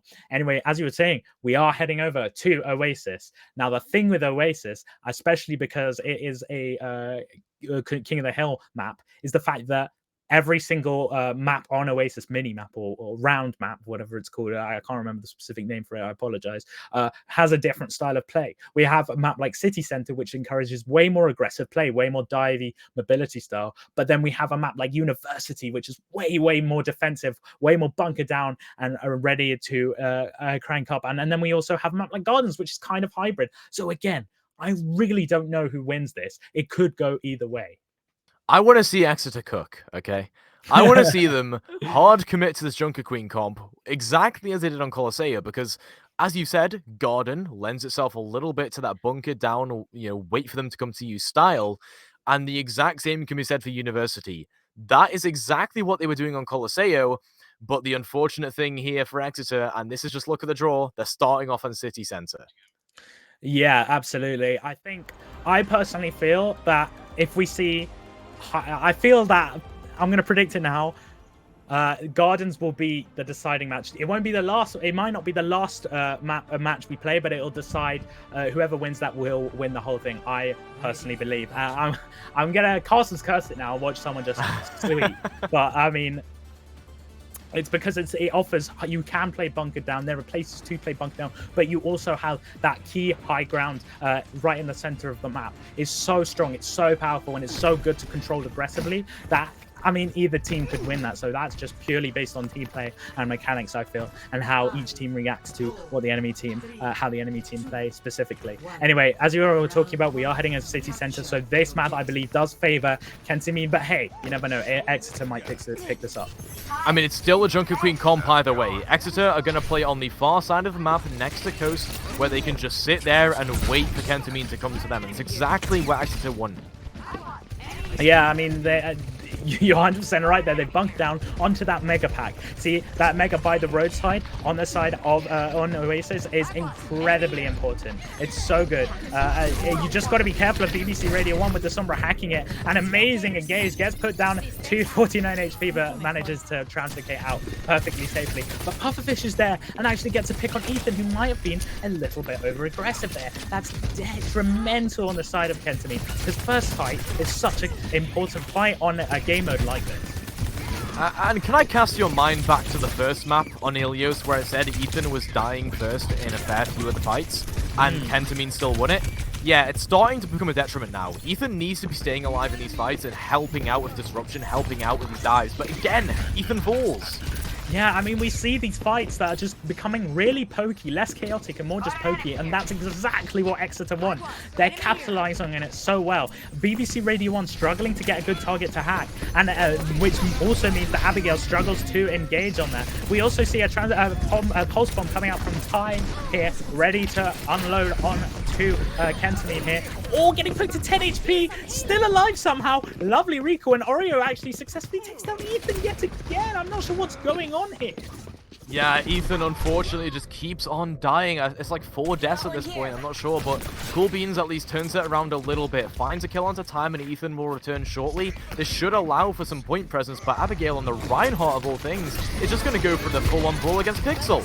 I understand, and that's a very good adaptation. Reinhardt does beat out the Jungle Queen in terms of Brawl. Ryan being just one of the best brawling tanks on the line. Now the question is, can Kentamine play around this well? Have they practiced it enough to prove it worth being played? And clearly not, as Pixel takes down Abigail immediately. So much free space being made on the side of Exeter here. Lovely pulse bomb to Cool Beans, as well as BBC Radio 1 going down, and that's another one fight on the side of Exeter.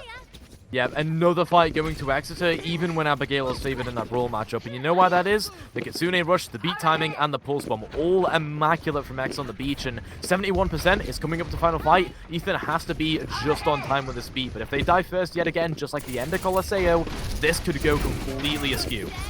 Absolutely, and this is what we were talking about with the unfortunate running or like a one-trick comp and not being as refined on other comps. It clearly plays out like this, as Abigail kind of struggling to get much value on this Reinhardt. Yes, they are making space, but not doing too well in terms of picks, as Pufferfish immediately gets a double kill onto yet again Ethan going down. BBC really want also taking out Oreo. Cool Beans does take down Iron Tech, so that's both Lucia down for the count, but we have overtime ticking down. BBC Radio 1 with the May ult coming down, managed to become very successful there, taking down both Pixel and Pufferfish. Pretty much time, the only one left on the point, as eventually Kentamine will pick up the point and eventually take down time.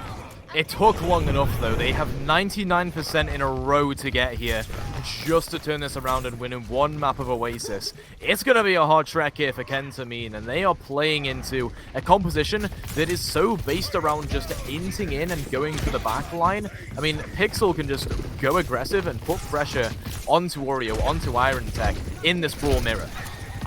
Yeah, I mean, we see here Abigail really running up, but I don't see the rest of the team following up. I'm not sure. I also believe that Shatter didn't really quite land. I'm not sure what was going there. Abigail kind of playing Reinhardt like the Wrecking Ball. Very curious decision making there, as Iron Tech does get taken down by Cool Beans' ultimate. But the question is that enough, as Pixel comes down and takes down BBC Radio 1? They don't have any front line because of Abigail's very questionable decision making. This is a perfect example of why one-tricking a comp isn't always the best idea. You've got to be ready to adapt. You've got to refine your ability on other heroes. Pixel taking down Abigail yet again. Abigail did manage to get pick on Oreo, but I don't think that's going to be enough, as Pufferfish also takes down Orange.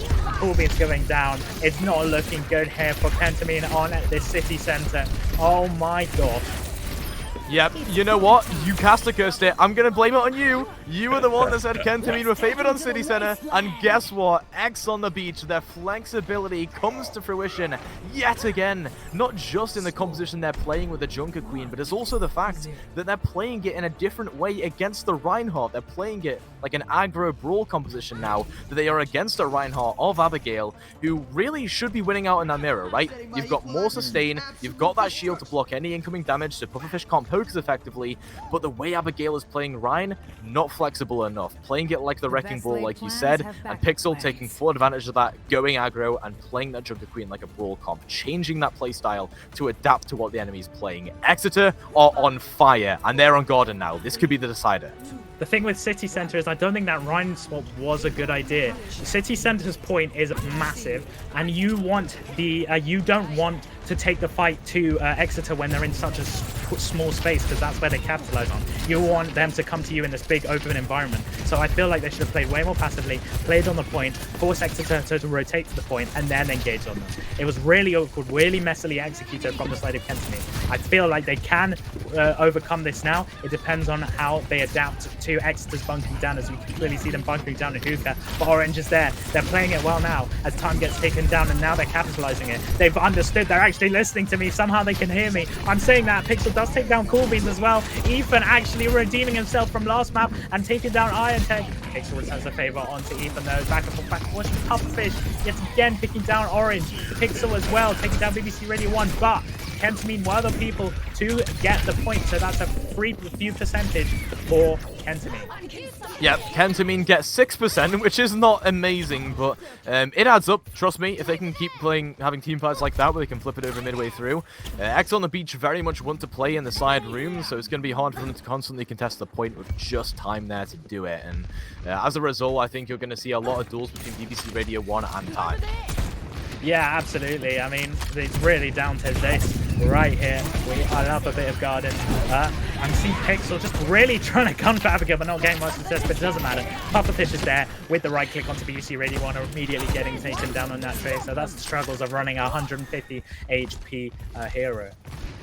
Yep, and it's just a one-tap easy win there for EXE, as it will be a case of just quickly re-engaging for Kentamine after they get that player back, and with a Pulse Bomb on board, that could be combined with the pile drive of Abigail. This is where this composition can start working as soon as these ults start rotating.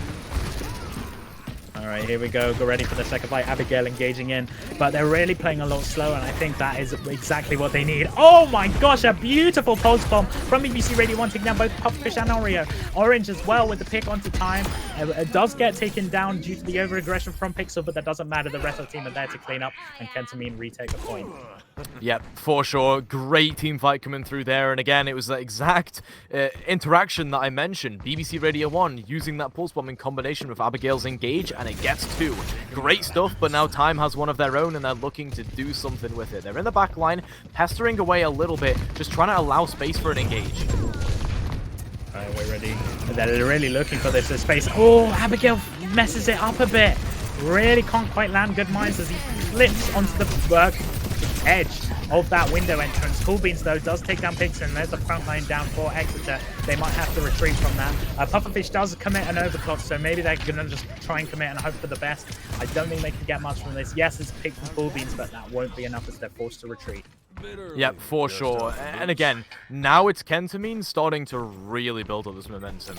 And they're starting to realize exactly how X on the Beach want to do these engages. And with an engage onto the point right now, they have like a Kitsune rush that's countered by a beat. Yeah, there is the beat, a lovely beat as well coming down from Ethan. We have a High Noon as well coming from Cool Beans.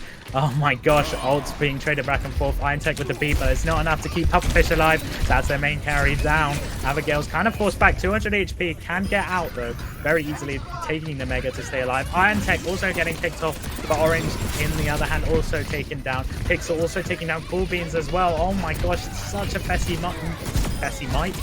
fight. Abigail taking down Oreo. These are the sort of fights though that Kentamine should be winning, but they're just not. As BBC Radio 1, I'm saying that, takes down Pixel, Abigail down for the count. Oh my gosh, it is just so messy, but eventually Exeter comes out on top. And that, again, is a type of fight you think Kentamine would win, and boom, they don't. Exeter come out on top in this one, and now it'll start progressing to final fight territory by the time everyone's regrouped here for Kentamine, and there is a rampage here for Pixel with no beat online for Ethan. This is like the end of Colosseo, but even worse. Yeah, it's just... I'm not quite sure what's going on with Kentamine, but of course, as soon as I say that, a double kill coming out from the boys in red right here, as 92% is left on the board. It's very close. This is what I'm talking about. The Gardens, I feel like, is going to be the decider, possibly. I mean, they did lose, what's it called, City Center, so who knows, but, I mean, this is so messy. Yeah, Iron Tech, I don't think they can... Okay, they can touch, it looks like, so they're on the point, but Pixel wastes the rampage, sadly.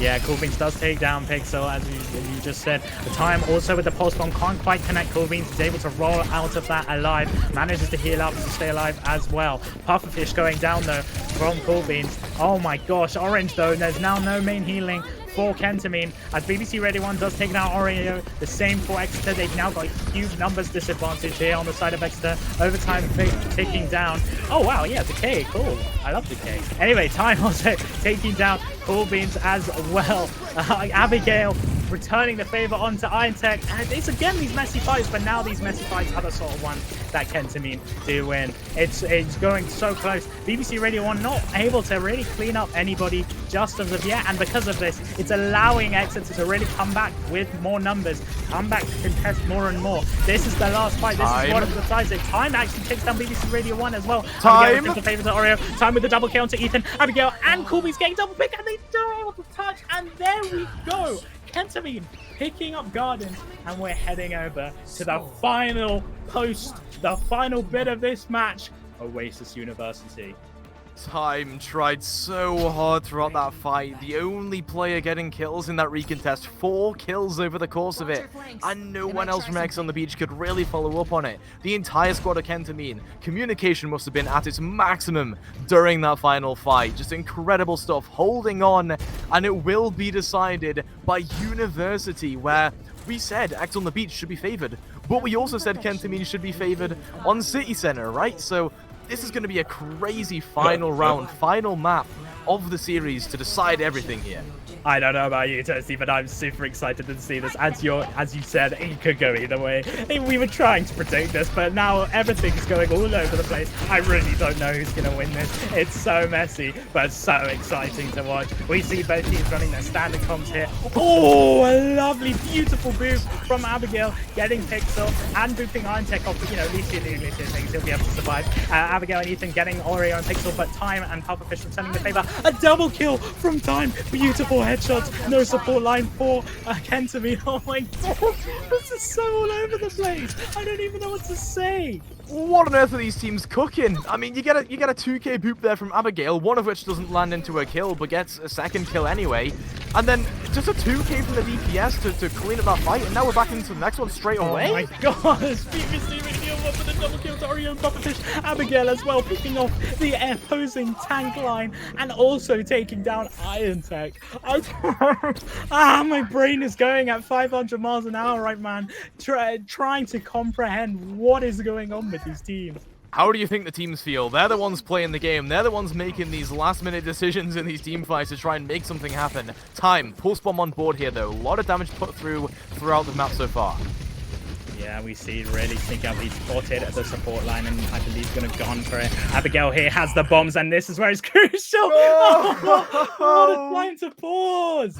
Oh my gosh, I'm dumbfounded.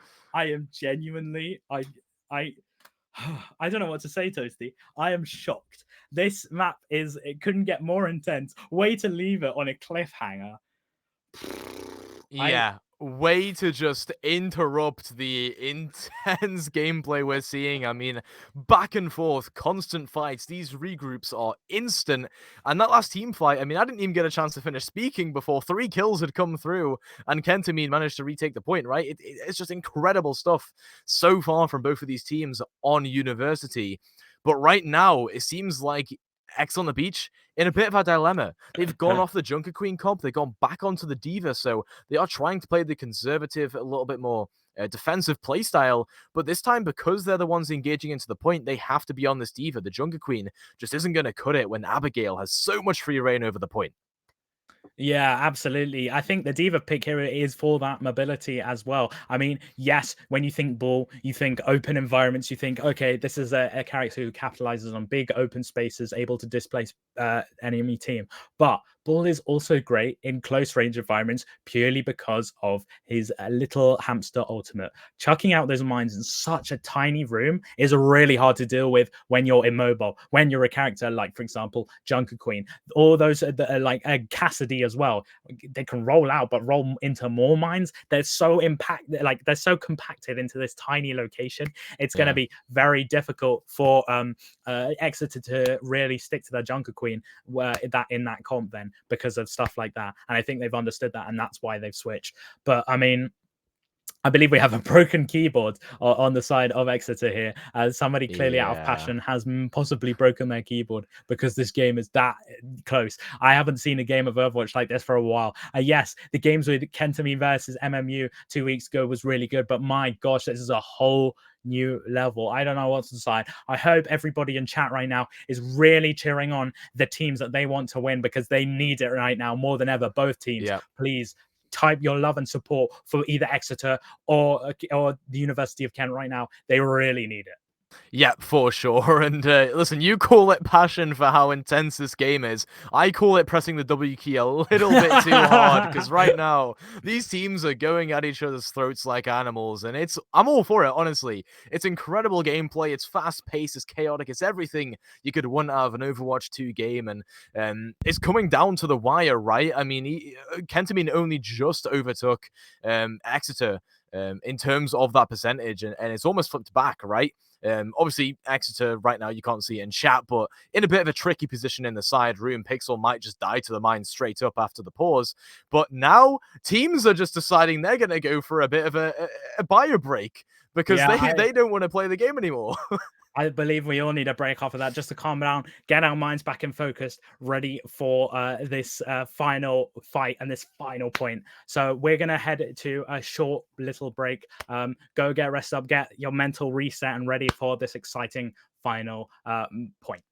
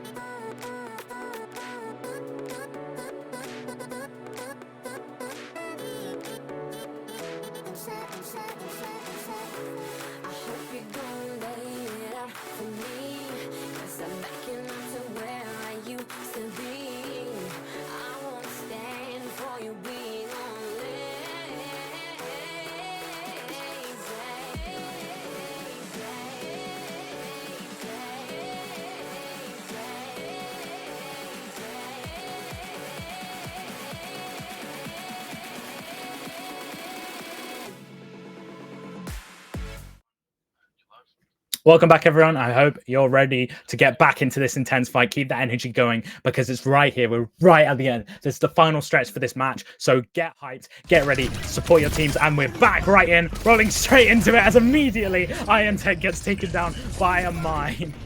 Yep, as we expected, of course, a really clean engage there from Abigail, just isolating everyone in the side room, and so X in a bit of a tricky position right now, probably going to disengage, especially as Pixel just goes off and dies here, which means Kentamine going to keep on accruing this percentage.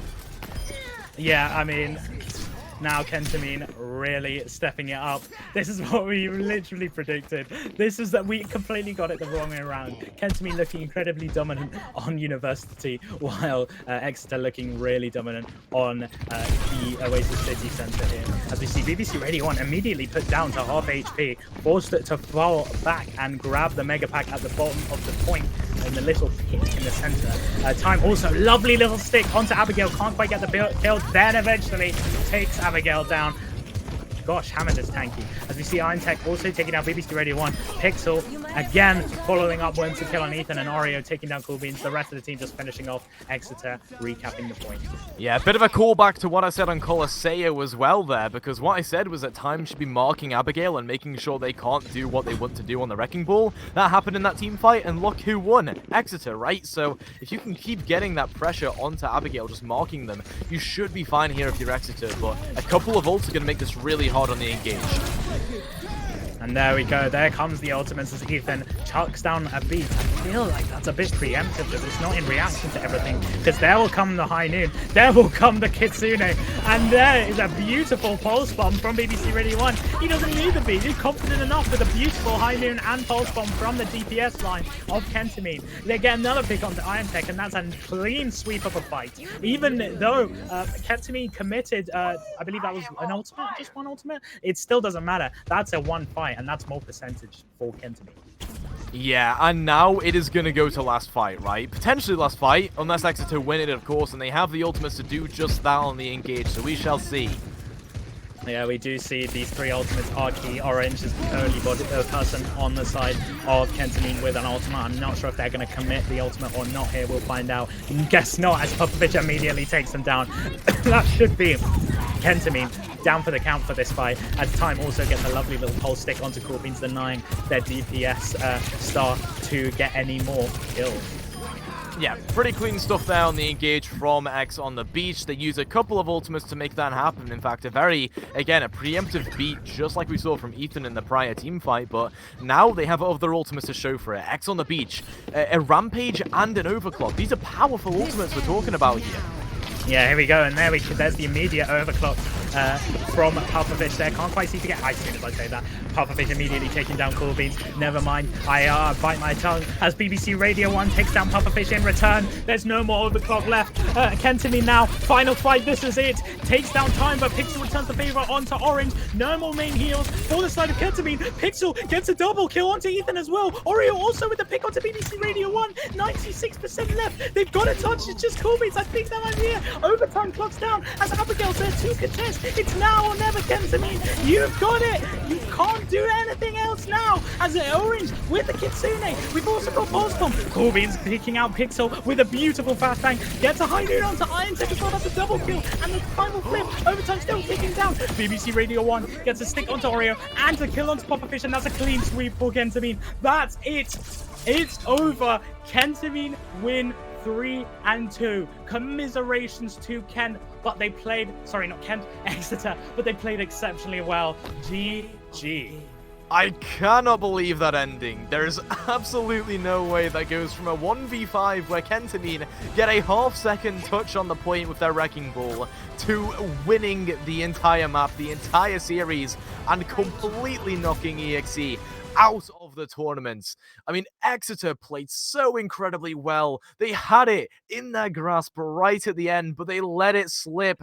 The plays from Abigail, the plays from Cool Beans, just too much to handle. And Exeter go out the same way it started, with a loss on Control. But man, was it a close one. It went all the way, the full distance, 5 maps, 3 points, overtime on Control. It cannot get closer than that, and that is the best way you can go out if you're Exeter. I don't know what to say. That was such a good I feel like that whole series speaks for itself. You're 100% right. What a way to go out. They go out fighting. Hats off to them. They played exceptionally well. Just couldn't quite reach the final point. 99%. It's so close. Oh my gosh. I'm in awe. That was Overwatch, everybody. That is Overwatch 2 at its finest. Really, really exceptional plays from both teams. I want to give MVP to certain players, but I don't think there is one that comes to mind. So many players from both teams to be exact, did so well. There's so many highlights from every single one of them, like consistently. You had people who maybe faltered in the beginning, for example, Iron Tech, kind of playing a bit iffy in Ilios, then suddenly on Colosseo out of nowhere performs out of his mind. Like there's not a single player who misperformed consistently or performed consistently. It was such a mess, but a good type of mess. Really, really great games from both teams. They should both be very proud of themselves. Anyway, I don't know if you have anything more to say about that game, Toasty. That was just insane. Just an absolute banger of a series, right? And listen, that's the type of gameplay you're going to be seeing here on the Amazon University Esports Twitch channel. It has been a great match, but that's not the end of it just yet. We are going to be seeing another match just shortly, so make sure you stay tuned. It's another best of 5, could go the full distance. Stay tuned.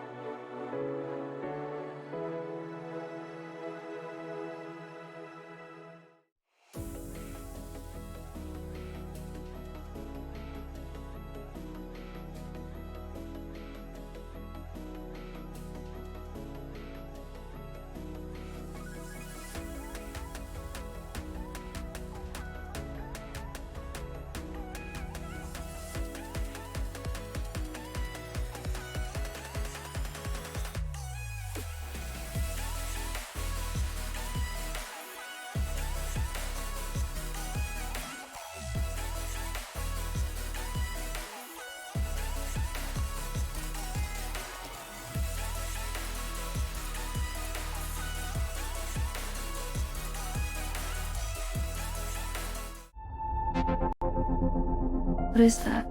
It's cutting edge VR, Flynn. It looks like it's something from the future, you know?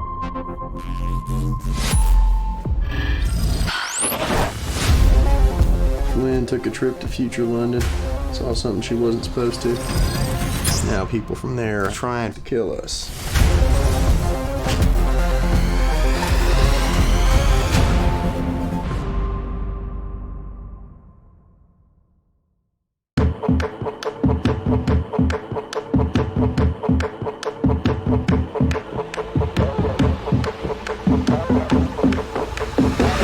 Transcend humanity with Omen. Welcome back, everybody. I hope you're all ready for the second game after that amazing first game. We get another really good follow-up. We are going to be watching the Roehampton Dynasty versus Durham Defenders. While I feel exhausted after all that excitement and adrenaline from the first map, I've still got some ready to use on this second map. How you feeling, Toasty? Feeling absolutely ready to go. You know what? 2-hour map 5, absolutely unaffected. It was an incredible match, and I don't think any of us can really fault the previous teams on how hard they tried there. For anyone that missed it, it was Exeter going home. So unfortunately for them, they will not be playing further in this tournament, but they got pretty darn far. And they were, of course, against Kent, who now go ahead in that loser bracket. We're going to have a look at that right now, actually. So there we go. Kent actually going against Warwick Angles, not Warwick Angels, right? Different team. As we're seeing Warwick Angels and Portsmouth up in that upper bracket, a rematch of what we saw a couple of weeks ago and then a couple of weeks before that. So very big rivalry up there. But the game we're going to be seeing here is Roehampton Dynasty versus the Durham Defenders. This, again, another elimination match to see who will go down to the lower semis. So I'm very excited to see Durham, because we don't really have any information on them in our little information sheet we have. So they're quite a surprise to us.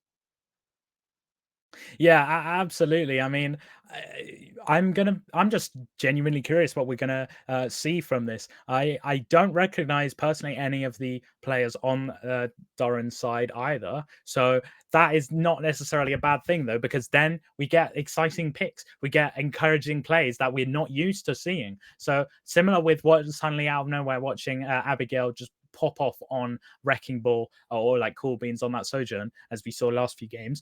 We could get any of the players on Durham really just outperforming themselves on these specific heroes. You never know. And I'm also not very familiar with Roehampton either. I think I only know Decay on that team from scrimming with him a while back, many years ago. But apart from that, I'm very excited. I'm going in pretty much blind into this, and that's really exciting. That's where the excitement starts, because then you get to formulate all these ideas of these players in your head. You get to kind of predict what they're going to do, but it not being super obvious and super predictable, because obviously you don't know these players too well. They could play very slow, they could play very fast, it could go any way. Yeah, it really could, but luckily one of us is at least familiar with one of the teams, and that is Roehampton Dynasty, who we saw last week, of course, again in the lower bracket, fighting their way through, and all thanks to AJL and Air, their DPS line looking impeccable in their gameplay last week. So I'm very excited to see if I guess Mitski and Pink Pig can really hold up to their sort of standard, right? AGL was really impressing me last week, I believe, on that Tracer. So I want to see the exact same thing again here. But we are going to be seeing, as our first map here, of course, Li Zhong. So that lends itself to a lot of Wrecking Ball play, I think, at least on Garden. You're going to be seeing that for Control Center. Could be a little bit different. I think we could see some rush there. And I'm really excited to see either one of those mirrors against each other for these two teams, because that will really decide the rest of the series, right? Again, just like last series, you know, Kentamine won the first map, they won the last map, right? So surely whoever wins the first map will win the final, like, series, right? Surely? Surely, I mean, by rule. But I mean, maybe we never know. We never know. I mean, Lijiang Tower is similar with Oasis. It's one of those maps that is incredibly unpredictable. It's probably the second most popular map coming from Overwatch 1, just behind King's Row from most players. Every player loves to scrim it, especially when they scrim King of the Hill, which is also another fan favorite game mode. So Lijiang Tower being particularly exciting, because again, it's, as I said with Oasis, it offers a variety of gameplays. And as you were talking about, more brawly style down in Control Center. You've got potential for environmental kills and a lot of mobility required to play around gardens. I fully agree with you with the Wrecking Ball pick on both Night Market and Gardens. We're going to probably be seeing a lot of Wrecking Ball there. Maybe a bit of D.Va, depending on what characters these tanks are comfortable with. But I believe I'm kind of hoping we see some Rhine duels on Control Center, because that's always exciting, the mental gymnastics. And we are going to be seeing Control Center as the first map we're going into. Exciting stuff. Yep, absolutely. The Reinhardt duel here is going to be telling for the rest of the series, and it'll also be telling for the rest of the series if they don't pick Reinhardt at all, right?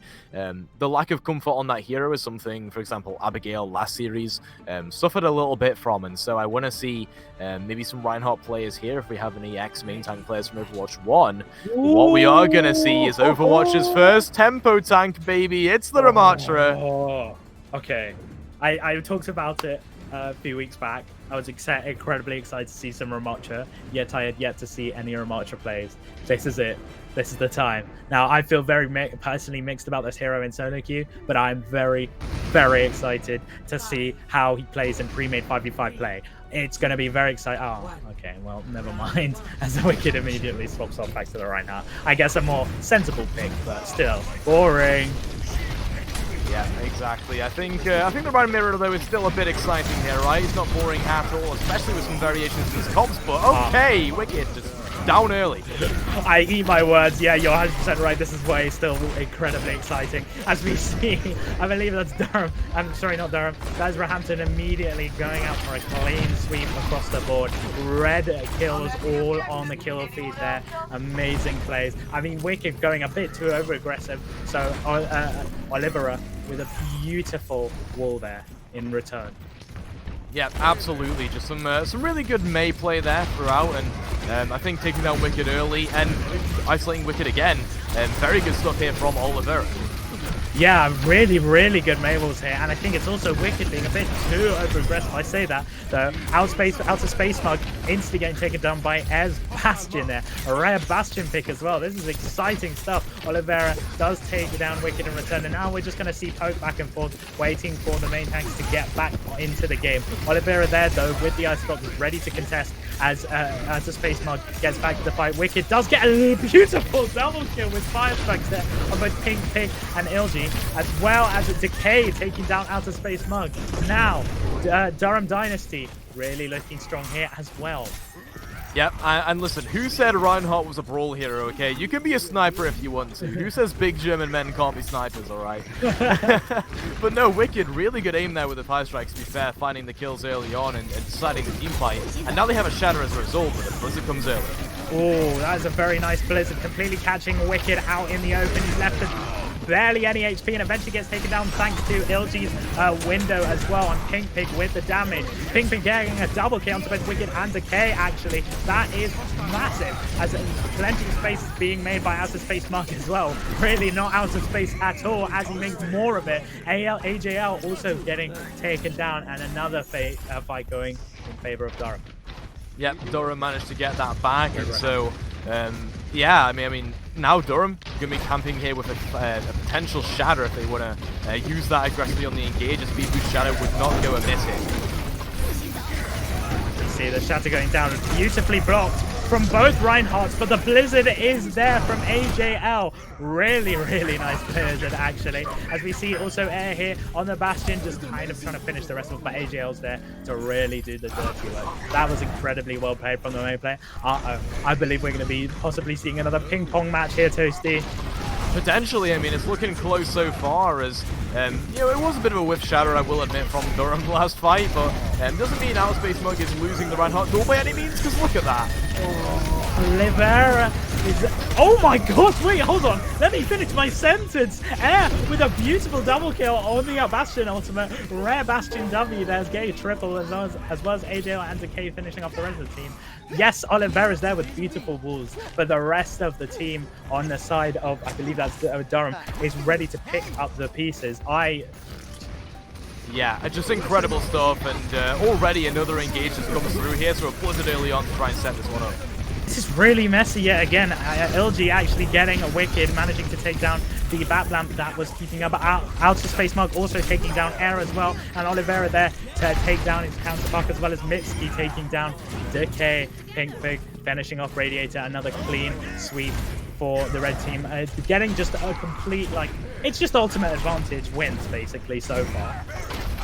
Yeah, for sure. I think the teams that are using the ultimates better are winning the fights. For example, last fight, or that blizzard that comes through there from Oliveira. But now, last fight territory, right? Durham defender's going to back up a little bit here and try and bait out, build up to that shadow.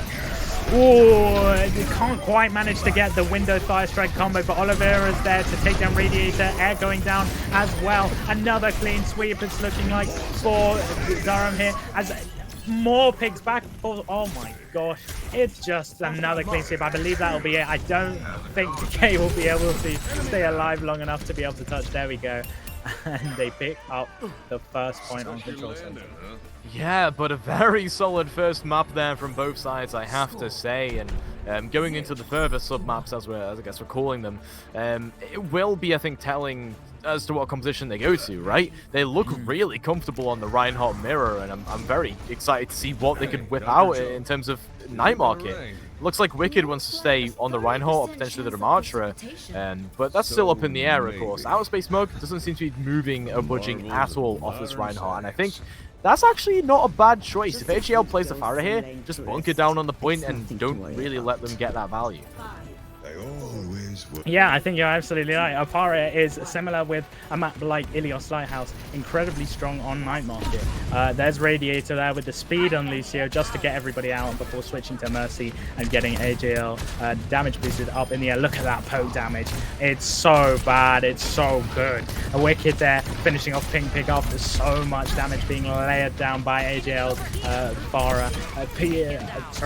LG also getting taken down. It's so valuable. There is little to nothing on the side of Durham to deal with that. Yeah, and you know what? I said bunker down on the point and just avoid the Pharah. Kind of hard to do when your rotate into the point is disrupted by a Wrecking Ball. And so I think this composition actually works very well in terms of the synergy behind it. AJL free to do what they want in the skies because Wicked is distracting so well on the Wrecking Ball. And I think that could bag them a couple of team fights just off of that chaos.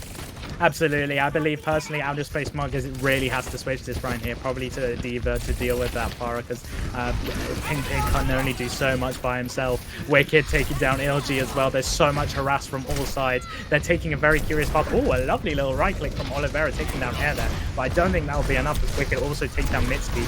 And more just poke damage from AJL. And getting sniped by Oliveira. But again, the only person being able to pick up any kills on the side of Durham here, as Roehampton just forced them back yet again. Yeah, Roehampton just, they're doing a very good job of controlling the space, even when a couple of their players are going down. And again, Wicked going to use the mines here, I would imagine. No, just a regular power drive to engage and set up the Pharah. Yeah, I don't think he needs to use the mines at all, because they could be just safe to the point where they have to stay, there. They could just rotate from the mines if they were placed here.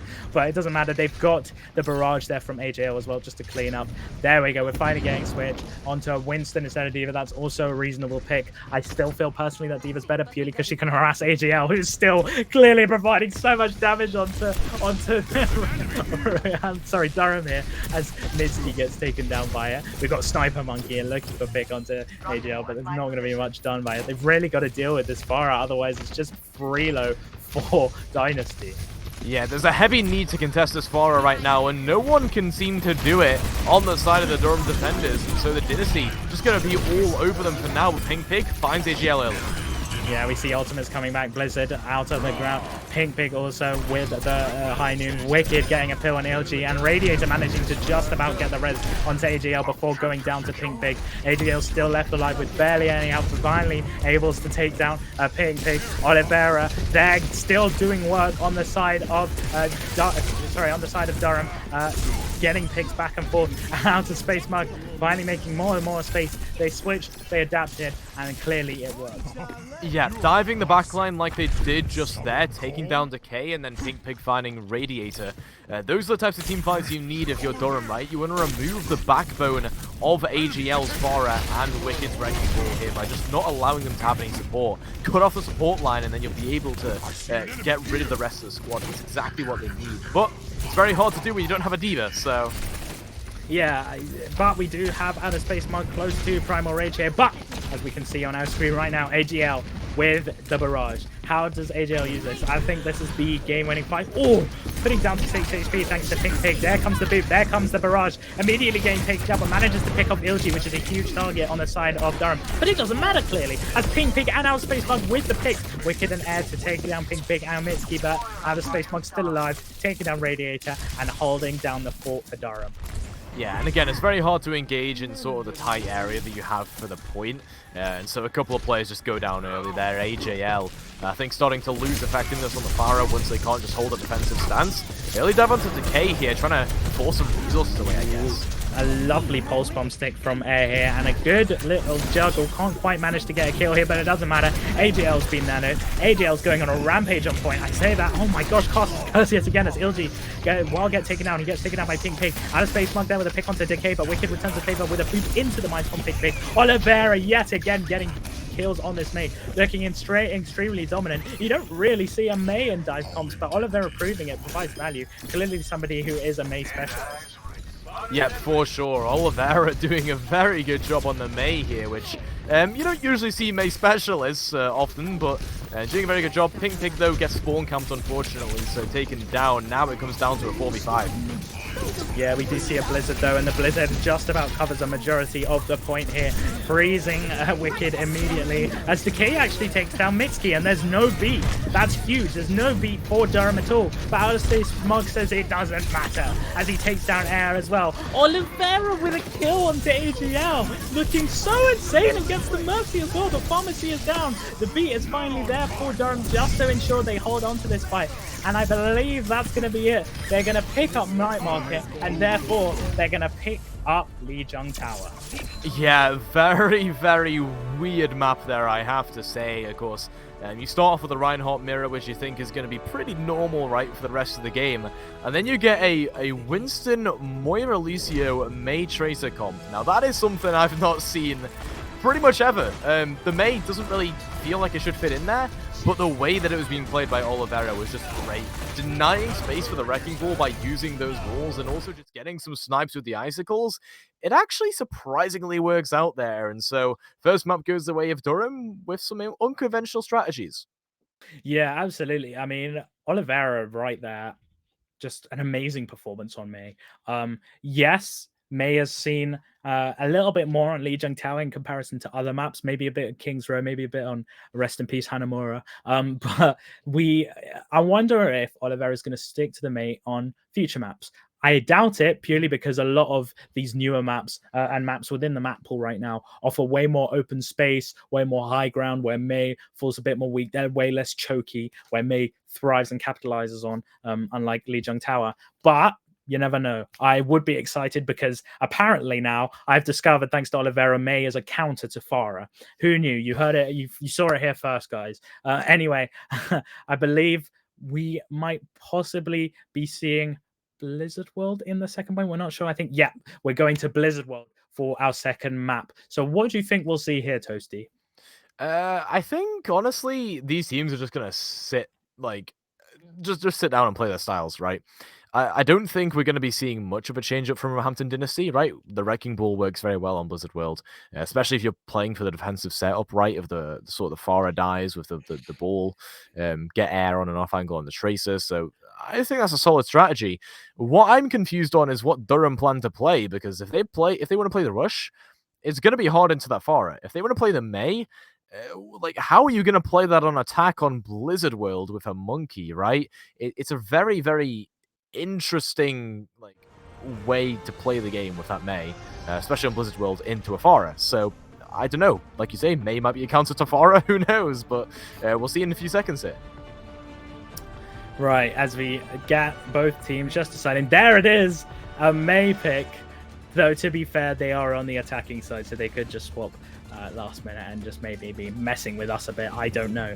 A Zenyatta pick actually comes out from Decay here on Roehampton. Zenyatta, a very interesting choice. They've got to kind of hope that Durham doesn't really go for a more divey comp here. We did see Outer Space Mug performing pretty well on the Winston there. So Decay's got to be really aware of keeping himself alive, because there is no peeling. Pharah's not going to peel for you. Hammond's definitely not going to peel for you. Tracer's going to be somewhere off in their back line not peeling for you, and Mercy's going to be with the Pharah. So you're going to be on your own. You've got to really mechanically perform exceptionally well here on the Zenyatta, and I'll be excited to see that, because it looks like both teams will be sticking to these comps, apart from Pink Pig switching to Ashe. Yeah, that's going to help put some pressure onto AJL in the air, right? So that Pharah and Mercy are going to suffer a little bit because of that, where Oliveira can't really snipe from that far away, but a dive like that will shut it down instantly. Absolutely, but this is what I was talking about. Air gunning a loon, beautiful kill onto Pink Pig, and LG returning the favor onto Wicked. This is what I was talking about with Oliveira kind of struggling to get much value here, because this map is very open. There's chokes, but there's multiple of them, and they're very spacious. It's easy to play around the main. AJL with a beautiful pick onto LG again, denying their main healer from making any more space. As Decay is left, see, this is what I'm talking about though. Immediately taken down. Actually, hold on, wait a minute. Dynasty, both of their supports down. Air's taken down as well. Oliveira proving me wrong, getting another double kill. Wicked with the only person on the side of Brampton to actually get a pick to Mitsuki, as the rest of the team come back, looking just to contest as long as possible. I'm eating my words. Boy, is it with Castle's curse today. I really can't open my mouth. I have no idea, but the combination of Outer Space Mug, Mitsuki, and Oliveira just playing so aggressive here and forming that main core that can just rush onto Decay and Radiator. That is what this composition is based around. I mean, you saw how Decay just got disrupted by that knife and then taken down by Outer Space Mug. Very good stuff, and I think the Zenyatta is going to be really squishy in this comp. Yeah, absolutely. I mean, oh my gosh, before I even finish my sentence, Oliveira gets a pick on Air. I think this is the next Ricky we're seeing in the making from Clockwork Vendetta, as Decay also gets a pick onto Pink Pig, and Radiator manages just to get the res on Air, but I don't think that'll be enough, as Outer Space Mug also takes down Wicked. AGL, however, does get Outer Space Mug in return, and that's their front line down for Durham. LG, 34 HP left, barely manages to escape thanks to the healing from Mitsuki, and they will be forced back. Yeah, there is a good combination here you have for Decay and AGL of using that Discord and getting very high damage off of that Pharah, and that's exactly what happened. That forced a disengage there for Durham, but now, back onto the point, what do you do to disrupt this other than get a power drive? Absolutely. I mean, power drive is king, but I feel like they're playing a comp that really works well around this Hammond. They have so much sustain, so much utility to help them maintain and manage the displacement that Hammond offers. I feel like Wicked on the Wrecking Ball here isn't providing the value quite what they need. Oliveira does actually get taken down by Air here though, and a beautiful direct rocket to the face from AJL in the towards Pink Pig here, allowing Dynasty to defend yet again and win another fight. Yeah, for sure, and I think Wicked here just isolating everyone in that side room. Bait had a rampage as well, which isn't incredible because it only catches Radiator and Wicked, neither of which can fall very easily, so a bit of a wasted ult, I think, towards the end there from Durham defenders. As, you know, they're going to reset, and they're going to wish they had that one back. It doesn't matter. Maybe Outer Space Mug swaps off here because, yeah, the Monkey, I think, would be a little bit better in terms of accessing Decay up on that high ground. Well, now there isn't a point anymore that they have to specifically a static point that they have to specifically contest. Mobility and dive is way more valuable and useful in this scenario, and I think that's the reason why they swapped in the first place. Anyway, we do have the Justice coming out from AJL, not managing to get any picks thanks to great support plays from both from both Mitsuki and LG. No nulls even needed. We have the Blizzard coming out from Oliveira again, not managing to get any picks thanks to Decay's Transcendence. Wicked here taking down Pink Pig, who was a little bit out of position from the rest of the team there. Oh, there comes the beat from Mitsuki. I'm not sure if that was worth committing. The Kitsune as well from LG. Okay, Durham really have to get value from this, otherwise it's all over. AGL taking down Outer Space Mug. Oliveira does pick off Air, but will that be it? Because Radiator's there with the res, and Oliveira gets taken out. They committed so many ults and got nothing from it. Yeah, I mean, look at the investments they had into that fight, not just in terms of ultimates, but in terms of time as well. And they still end up losing it because they just get whittled down one by one. AGL, unstoppable in the sky on that Pharah, putting in the damage constantly. And so, you know, Wicked is going to have great disruption with the mines here for the engage, which I don't think the backline is really going to be able to deal with. Pink Pig and Mitsuki just going to get caught out by that, I reckon. Yeah, possibly. We'll see how it goes, as we do see AGL close to another barrage.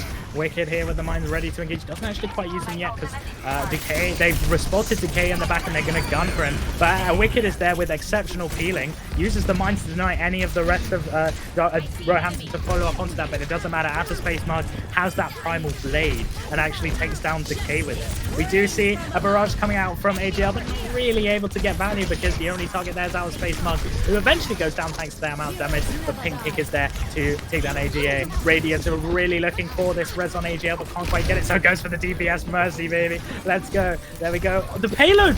Wait, hold on! The payload touches! Because clearly Roehampton were unable to defend. I'm not sure quite what happened there. I guess the fact that Wicked went down really allowed Durham to make that space and capture that second point. Yeah, I reckon it was prophecy there that Durham would have won that fight, but it's nicely got some extra time off of that like semi-C9 that happened, so Wicked going down, a bit detrimental in that fight, and again, once your Wrecking Ball goes down, where does the engage come from for AGL, right?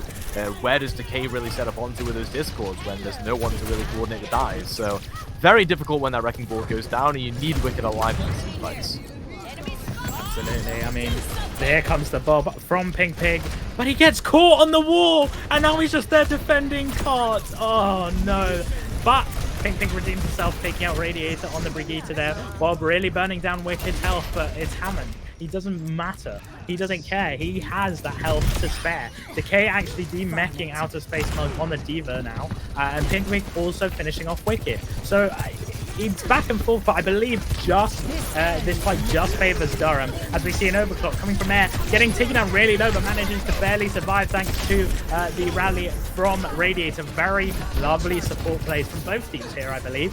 We see the Kiriko ult coming out from Ilgi as well, looking for any advantage, and there's Outer Space Mug immediately taking down Wicked, who just engages with mines but can't quite get any value from it. AGL, though, there with the kill onto Pink Pig and the D-Mech onto Outer Space Mug, is able to finish off their baby Diva. 1 minute left on the clock for Durham to do something. Yeah, AGL and Air managing to clutch up just at the right moment as well. I mean, I mentioned them at the start of the game here for Roehampton, that they were going to be the crucial players to be looking at, and AGL now with an EMP on board could shut down an attack very easily, even potentially cancel out a Blizzard use. Yeah, absolutely. I mean, they've spotted the Zen on the high ground. That's a key target they need to look for. Beautiful EMP though from AGL, who then is allows his team to wipe out the rest of Durham. Both Pink Pig and Oliveira going down and forcing a reset. Yeah, 30 seconds completely wasted on the side of Durham. They do, however, have coming up to 3 ultimates in the bank here, with only pretty much Decay close to an ult and Radiator holding the rally in the bank. Yeah, Wicked almost gets caught out here as well. Was doing a bit of scouting on the Wrecking Ball, but Air, in fact, is the one to almost go down. Very close stuff there. And here comes the bob from Pink Pig, this time not getting caught on anything, going directly into Frey, and that's the value of Bob, as the Radiator gets immediately taken down. Decay caught out as well, Wicked taken down as well, not quite seeming to get this value on the hand that they're looking for, and so much space being created by Outer Space Mug on this Diva. It's incredibly well played. There's the bomb as well to deny any more people returning to point, and there we have it. Durham capture the final point and get 3 points on the attacking side of Blizzard World. Yeah, and even though it's in overtime, you really cannot complain about that if you are Durham, considering how much of a grip Roehampton had with that Farah comp, it felt like. It was very hard to get through and make those rotates happen, especially when they were on the Junker Queen. They did swap to the Winston, and it did work out much better. So I want to see them do that again. I don't want to see the Junker Queen into a Farah, just like purely because it doesn't give the access to the backline that you need to trade backlines. If the Farah is going to be dominating Ilgi and Mitsuki, those two players are going to have it cut out for them in terms of staying alive. So you may as well trade backlines at that point. That's where the Winston comes in. Or okay, you could just go to a Sigma and protect the backline. Okay, I see the angle. I mean, you got to keep in mind they are on the offense, which means they are able to switch their comp last minute. This may be just to ensure that AGL on Sombra doesn't scout them out from spawn. It's a very frequent strategy used in Overwatch League. Oh wait, are they defending? I apologize. I am legitimately. I got them completely confused. I just saw red and assumed attackers. So yeah, no, you're 100% right. They are sticking to the Sigma here. So the idea of this is they just want to spam it out. They've got Oliveira on the Widow, they've got Pink Pig on the Ashe, and they're just going to sit back in a little corner and spam the hell out of Roehampton here. The thing is, though, Roehampton are running a very dive prominent comp, especially with Wicked on the Hammond, and that's where dive thrives, into a spam comp. So we'll see how Roehampton are able to capitalize on this. Yeah, for sure. I think for Roehampton, it comes down to just disrupting any player. Mainly LG, mainly Oliveira. Those two players can get isolated on a sideline and not protected by Mitski. That's great, and it happens right there. Decay, a beautiful right click onto Oliveira. I mean, the Zen is more of a sniper than the Widow right now. Beautiful plays. As we see Wicked really looking for engage, does take out LG, and that's their Zen down. Mitski are down as well from Duran, and immediately the defenders just get completely wiped.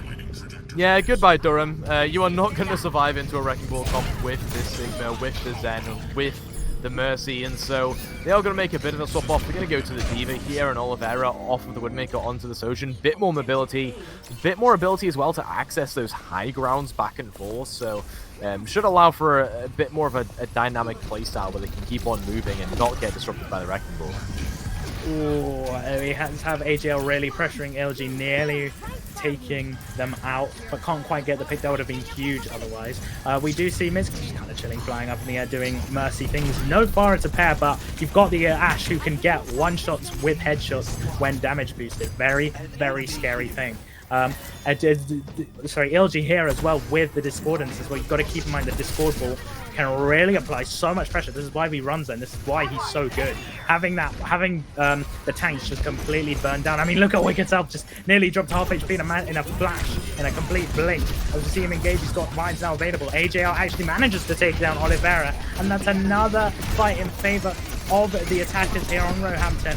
The question is, can they get another pick as Oliveira does get rezzed on from Mitski? This is why they want to run the Mercy instead of the Brig. Wicked actually gets taken down by LG. Zen does a lot of damage. It's essentially having a third DPS as Air takes down Pink Pig's Bob. Yeah, so Pink Pig uses the Bob there a little bit further towards the end just to secure that team fight win. And essentially what keeps happening here is Oliveira goes down, and that situation got rezzed back up, and then there's no real dive target after that. So Oliveira's the one to find the first pick this time as well. Yeah, Oliveira looking really good at getting a double onto AGL Wicked. A very questionable ultimate from Decay. I guess it was just to clear the mines, but immediately gets punished for it. I'm not quite sure what was going on. Yes, let me clear mines, team. Sorry, it wasn't Decay, it was LG. But yeah, still, even so, like, you can clear mines with Transcendence, yeah, but like, then nobody's attacking, nobody's diving. Really curious decision there from LG. I'm not quite sure what happened there. Might have been just a fat finger. Yeah, could have been. Maybe just like fat fingered it and then just ended up using the trans to clear the mines anyway, so get as much use out as they can. Anyway, doesn't matter. Gonna get a rally here from Radiator early to try and sustain this engage. Oh, and lovely little EMP immediately taking down LG. You got to remember, Sombra EMP brings Zenyatta down to 20 HP immediately. Air with an overclock onto Oliveira, but Oliveira was the one who finished off Decay. They've got no Transcendence now on the side of Roehampton, but Decay should be able to get back in time for it. Oh, Wicked applying a lot of pressure, booping only Mitski, who's the only person to really be able to get back to the shore after outer space mods used their boosters.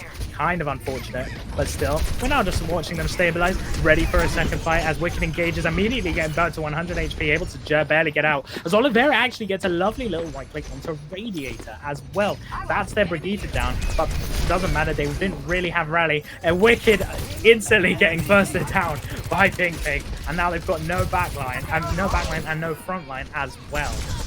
Yeah, you're starting to see in a lot of these situations, these first kills are coming through from Pink Pig and Oliveira just because the damage boost onto Pink Pig and then just the one-shot right-click from Oliveira on the Sojourn. Very, very effective at getting first kills in the team fights. And so if you're one player down, everything falls apart for the Roehampton composition, and that's the issue. They can't take these 4v5 fights because you need every moving part for everything to work. Absolutely. I mean, it's a high risk, high reward comp, and it's clearly being a high risk right now, presenting itself as more of a risk. As we see 3 ultimates on the side of Durham, way more of an advantage than Roehampton right now. Roehampton's really got to play this exceptionally perfectly, if that makes sense. Another interesting trans coming out from Decay. I guess it's more of an engaged trans rather than a defensive trans. I'm not sure about that one. The decision making on both these ends is very questionable from my perspective, but hey, that might just be me. As Outer Space Mug does finish off Decay after the Transcendence ends. Pink Pig also taking down Air. Pink Pig again getting a double onto Radiator as well, kind of finishing off the rest of Roehampton. Yeah, and again, we are starting to see these DPS popping off because you have that peel from Outer Space Mug, able to just sit there and matrix the backline, and even when Oliveira does go down because of how aggressive they are playing, Mitsuki is there with the res getting matrixed up by Outer Space Mug. Everything works so well together in this competition, even though you would expect an Ash Panda to not work with D.Va. Yeah, I mean, but the peels, that's where it's key. D.Va can peel for the Zen while the Hammond cannot. Lovely little pulse bomb. It doesn't matter though, as AJ immediately gets taken down by Oliveira. Pink Pig taking down Wicked as well, and yet another fight going in favor of Durham. Durham looking incredibly strong on Blizzard World. It's nearly as strong as they did on Lijiang Tower. Yeah, and even Lijiang Tower, it looked a little bit close, but right now, it's like there's no way for Roehampton to get in and make something work, you know? They're on a Pharah now, but, I mean, getting Pink Pig down early is good. It helps AGL, but there's just gonna be a res. I mean, yeah, that's the whole reason why they have the Mercy. The res is so powerful. I mean, she might not be the best support in the world, but she still has one of the most impactful abilities in the game. Outer Space Mug, with a kill onto Decay, manages to die while trying to remake using the ultimate. Radiator also gets a res on Decay, but Radiator gets punished for that res by being taken down by Pink Pig. It's now Pink Pig and Mitsuki left on the point, trying to defend. Oliveira is there, back on the hands and now to contest it. There's the bomb getting turned out, and that could be huge. Can Decay survive this? Really low on point. AGO actually gets taken down. Decay then eventually gets taken down. Overtime clicking down. It's a complete sweep yet again now, finally for Durham, and they will pick up Blizzard World 2-0 in favor of Durham. Yeah, Durham looking kind of puzzled, honestly, in the first half of Blizzard World there, and they barely make that cap happen, but on that defense, they knew exactly how to play. They used that high ground to its fullest and dealt with the Wrecking Ball incredibly well by just discording the Wrecking Ball on those engages. And that's something I think I've been kind of overlooking a little bit, is these first kills are happening because of the discords in a lot of these situations. So big props to the backline there, I have to say. On the side of Durham, they are now 2-0 up on match points, and it doesn't look like they're showing any signs of slowing down. Yeah, absolutely. Another snowbally team that really knows how to adapt. I bit of a questionable pick with the Sigma comp right on defense. I'm not quite sure why they did that. Maybe they just practiced it in scrims and thought they felt confident enough to run it into dive. Clearly, they were not confident enough, but it doesn't matter. They were able to just swap off back onto what they know, what they're comfortable with, and clearly it proves an exceptional doing an exceptional job. Mitsuki there on the Mercy doing an amazing job at staying alive and just getting those reses. Incredibly well played from all teams. Notice how Outer Space Mug wasn't really going for picks there. You rarely saw him pop up on the kill feed on the killing side because he was going for the peels. He has a Zen on his team. He has an Ash on his team. Two very vulnerable characters. Two characters that can easily be dived upon, especially when the enemy team is running a Hammond. So you've really got to be on the defensive side as a D.Va. And Outer Space Mug clearly understood that and reacted to it accordingly. Now that is a good D.Va player. That's where I have loads of respect for D.Va players like that, understanding and analyzing the situation in such a short space of time and knowing how to commit, especially considering D.Va can do so many things. You can just become a fat tracer essentially and go in the back line and just wail down on the enemy's end. But no, Outer Space Mug completely left it in charge of I believe it was Pink Pig and Oliveira to get those kills. So I mean, really good team play, really good team cohesion, and clearly it pays off. Yep, it really does. Very good stuff there from Durham overall there. Recognizing the important parts of their composition and being able to peel and keep those players alive, right? Especially Ilgi. I mean, the trans usages wasn't great, but the Discord's amazing, immaculate. The damage being put out, great. So we'll be seeing if they can keep up this momentum after a short break. And make sure you don't go anywhere. We can see the conclusion of the series soon.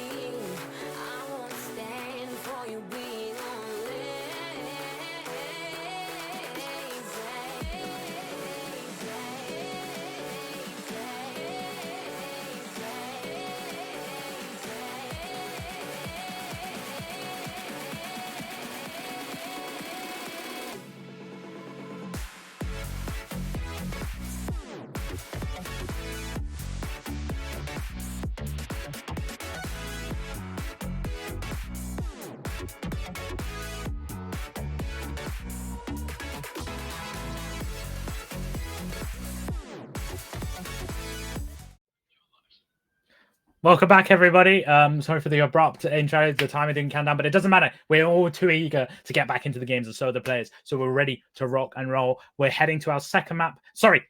I can count. It is Rialto yet again. I'm excited to see more Rialto plays. The question is, will we be seeing similar comps from what we saw last game in this game?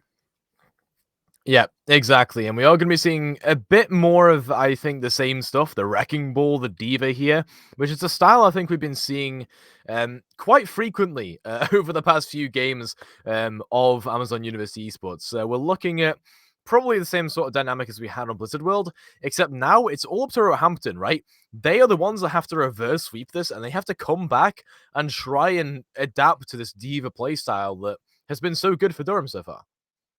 Yeah, I mean, as we were praising Outer Space Mug from last game, doing an exceptional job on this Diva, and yeah, again, just proving to be a really good player in general, really good tank player. But this adaptation is key. Wicked on the Roadhog. Yeah, okay, that's an interesting decision, I will say. I'm not gonna bash it down yet. I think, okay, there we go. There's the switch onto the Wrecking Ball. I got a little bit excited because it's always fun to see a cheeky bit of Roadhog in it.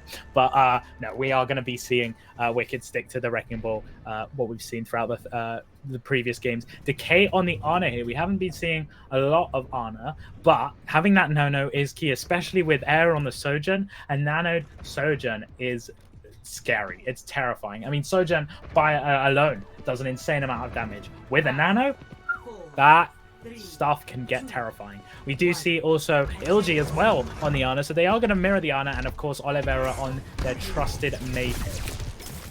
Yeah, so again, they're going back to the May. I'm not entirely sure what the cooking is behind this, right? I mean, I can't tell if they're cooking like a gourmet meal or like a microwave pot noodle, right? Like... Yeah, it's very strange. I mean, clearly though, Oliveira's proven already from these past two games that their May pick is incredibly strong, and they know what they're doing. Similar with Abigail on the Wrecking Ball. While it might be a bit more off meta than that, they can still do a lot of work on this May. As I've proven, getting a pick on Radiator as well as Outer Space Mug, getting a pick onto Decay as well. Very, very great opening picks, and AGL kind of caught out of position. Pink Pig can't quite land the finishing blow, but still forcing the rest of Roehampton further back. Yeah, for sure. I think Roehampton wasn't really expecting the May to come out here with a Winston on Rialto alongside an Ana Mercy. So quite unconventional. It catches them off guard, and there's actually quite aggressive play coming through here from Outer Space Mug. Yeah, very aggressive, but that's what's needed as a Winston. You can't really do much else. He's not really appealing character as Decay immediately takes down Pink Pig because he's dived on very aggressively from Outer Space Mug. Very well played. Air, 20 HP, barely escapes with his life thanks to Radiator's beautiful healing. Wicked, though, also takes down Outer Space Mug in return. AGL taking down Mitsuki as well. And eventually, Roehampton will defend the choke. Yeah, so Roehampton, you know, they are going to be able to play from this high ground and sort of deny some space from Durham, but, you know, it's still going to be a nano boost coming through here from Wicked into the backline, and same from Ilgi as soon as they build it up as well. Yeah, absolutely. As a blizzard comes down from Oliveira, but I don't think it managed to actually catch anybody within it. I think it was just for space creation purposes. We still also have 3 other ults coming out from Durham. As there goes the Bob, there goes the Nano instantly. Oh my gosh, just before LG goes down to Wicked, Outer Space Mug also taking down Air. It's a very close fight right now. Pink Pig kind of in the middle of nowhere right now. Not a lot of cover to work around. And Mitsuki also, the pocket gets taken down. There's a Primal coming out from Wicked. Beautiful blade juggling Pink Pig right into the enemy backline. And Oliveira goes for the reset off the map. Yeah, exactly. And guess who else goes off the map? Wicked. I'm not entirely sure what happens there. I guess they sympathize with Oliveira a little bit, but now Dynasty, they're on the back foot. They don't have the space on the high ground here because Outer Space Mug is contesting them, and so this actually gives Durham a chance to get back in the game. Yeah, and as we see more space being created from Outer Space Mug, I think he's doing an amazing job on this Winston, really applying so much pressure onto Air on that Sojourn, who is the core carry of Roehampton right now. As we see AGL just still applying a lot of pressure in the backline. Pink Pig getting a pick onto Wicked. There's their front line down. Air with a lovely overclock onto Mitsuki. There's no resist for Durham, I believe, but it doesn't matter as Pink Pig gets double kill. Outer Space getting Radiator as well. Oliveira also picking up air. It is looking all Durham's favor right now.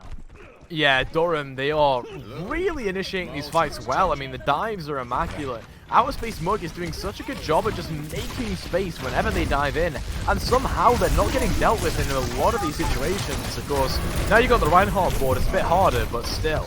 Oh, Wicked really going for these brawl sort of scenarios, but it doesn't matter. Outer Space Mug is there to deny more space with that Primal, pushing everybody back who leave the room and separating the whole of Roehampton with the bubble. Very, very well played. A lovely little Blizzard also coming out from Oliveira, denying anybody from moving anywhere. And Wicked, though, does get a pick, but doesn't matter. Oliveira and Outer Space Mug there with 2 picks for the side of Durham. Hampton really clutching on straws here as Wicked left on 5 HP, eventually getting taken down along with AGL and Radiator, and that should be Durham taking the second checkpoint on the attacking side. And again, even when it doesn't look like it's going to be in their favor, for example there, Wicked playing so aggressive and an early kill going the way of Roehampton, Durham still come through with a team fight win just based off of pure grit alone. I mean, how does Outer Space manage to pull that off? How does Pink Pig and Ilgi as well, putting out the consistent damage, right? These 2 players, I think, very important for Durham's squad. And so, look how aggressive they're going off that once again. Absolutely, and there comes the Valkyrie from Mitsuki and a high noon on return. Oliveira trying to catch people off guard with the Blizzard and gets 2 freezes, but that's about it because AJL's also there with the freeze of their own. And the ultimate of their own. Ping Ping managed to take him down the lamp, so LG nothing to fall back to. But there comes the window from Decay, taking down Outer Space Mug. Ping Pig returning the favor on Decay, but we have Air on the Reaper here. Death Blossom ready to rock and roll. That could be a huge, a lovely shotgun to the face from Air. AJL taking down Ping Pig as well, but AJL does go down to Ping Pig's flashbang on the last minute of his death. So now we have Roehampton holding this choke. Yeah, Roehampton finally getting some semblance of control and being able to hold the choke, but it really comes down to how aggressive Air can be alongside Wicked, not only for the Death Blossom, but just for generally putting pressure on Outer Space Mode. You can't let Outer Space go so aggressive, because that allows everyone else to just put in the damage, especially Oliveira's walls. I mean, these are great. Absolutely, and you've got to keep an eye on Air's fight ultimate because they weren't ult tracking at all. A lovely triple kill coming from Air's Reaper and Wicked finishing off Outer Space Mug and Oliveira as well. This is why ult tracking and scanning and going for recon is necessary. Looking for the information, having the characters with the ability to look around, because otherwise that happens. They really need to be aware of Air's ultimate because it is a game-winning fight. Even with a lamp, they got a triple kill and they weren't looking behind them where Air was just waiting to hide, ready to pounce them. We do have AGL here with a Blizzard ready to rock and roll here as they engage. There come both Blizzards down. I think both teams are going to get pretty much frozen. We're just seeing ice everywhere. It's Ice Age, but the Ice Age goes in favor of Roehampton as Decay, Radiator and Air all get picks, cleaning up Durham and holding the choke yet again. Yeah, and Durham, I like the idea they went for, right? They went for a bit of a rotation up through the high ground, but again, a lack of ult tracking means they don't realize they can get blizzarded in that high corridor. So, despite the response from Oliver A and using a blizzard of their own, it doesn't matter. It was earlier from HGL, they get the kills, and Wicked now actually gonna be able to shatter them in this corridor once again. Here we go, Shatter ready. The question is, does it land? There comes a lovely little window for Wicked to chuck a fire strike down. Doesn't quite land the fire strike. I mean, the Shatter lands it on a corner, so that building might crumble a bit soon, but it doesn't matter. The rest of Roehampton are pushing up, ready with a beautiful pin from Wicked as Air also finishes them off. Wicked there also to clean up Oliveira. Another choke point from Roehampton here.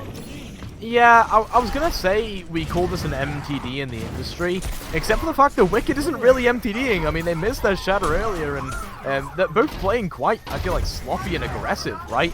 And they're just trying to go at each other and let their teams do the work. And right now, it looks like the Roehampton is the better team. So one last fight to try and make things work here, but Radiator will have a sound barrier to deal with the engage.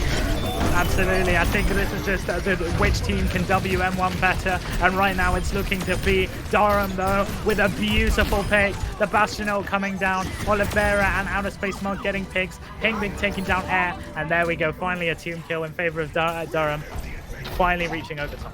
Yeah, and the Durham support line doesn't panic. They save their ultimates, they save their resources, and so they have an opportunity to full cap once again, just like Blizzard World. They will have a last-minute attempt to try and make this happen, but Wicked needs to not get the shatter off. I mean, it's now or never, but there is the Blizzard coming out from both teams.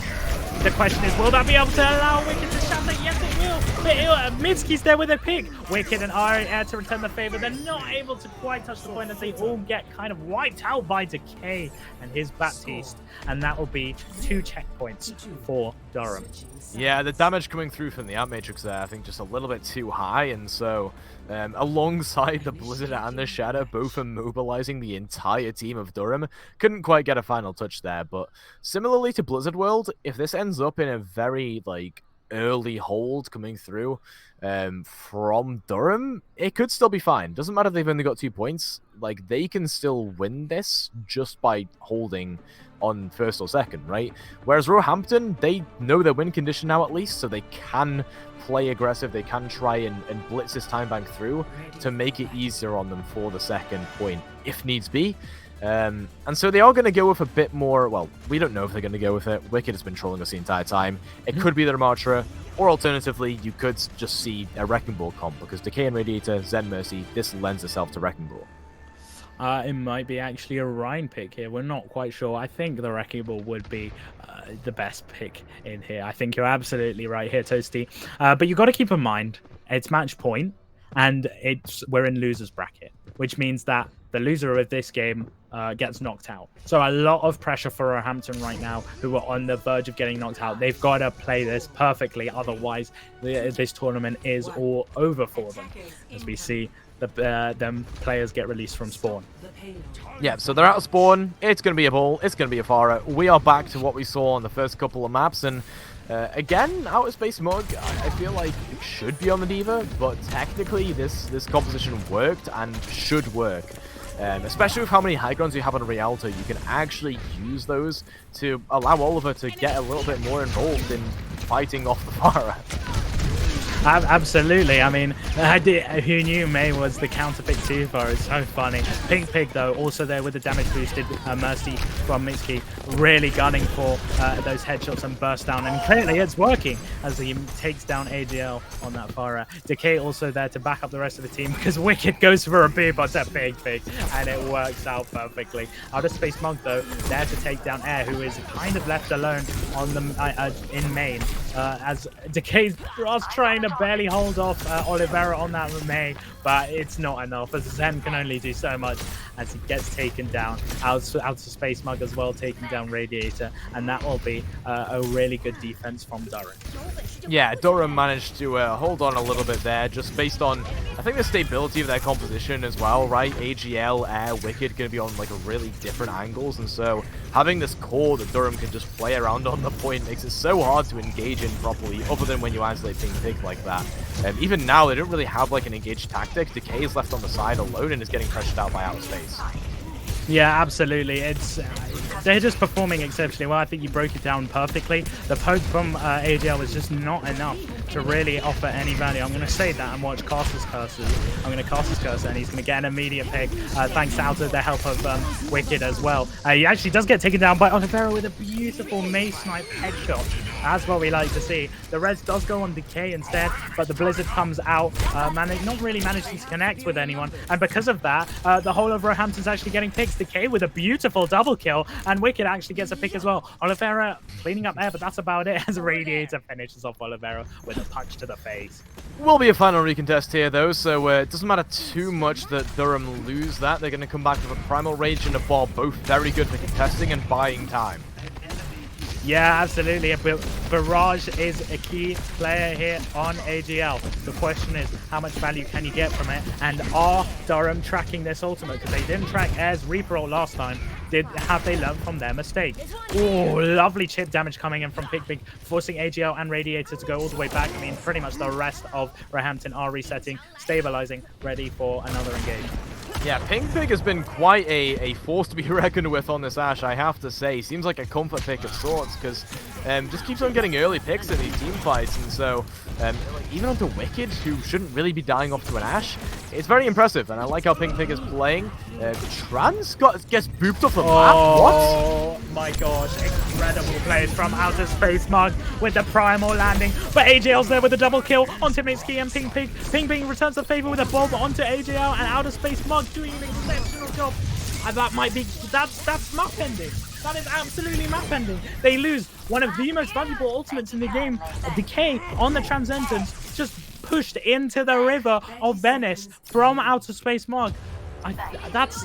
Oh, they're going to be What even reeling was the from that. idea, like, behind using it? Again, it's weird trans usage in the first place to even lose it. And now they go over to a hardcore rush. This is Death Ball to its finest, just to get to the point in one piece.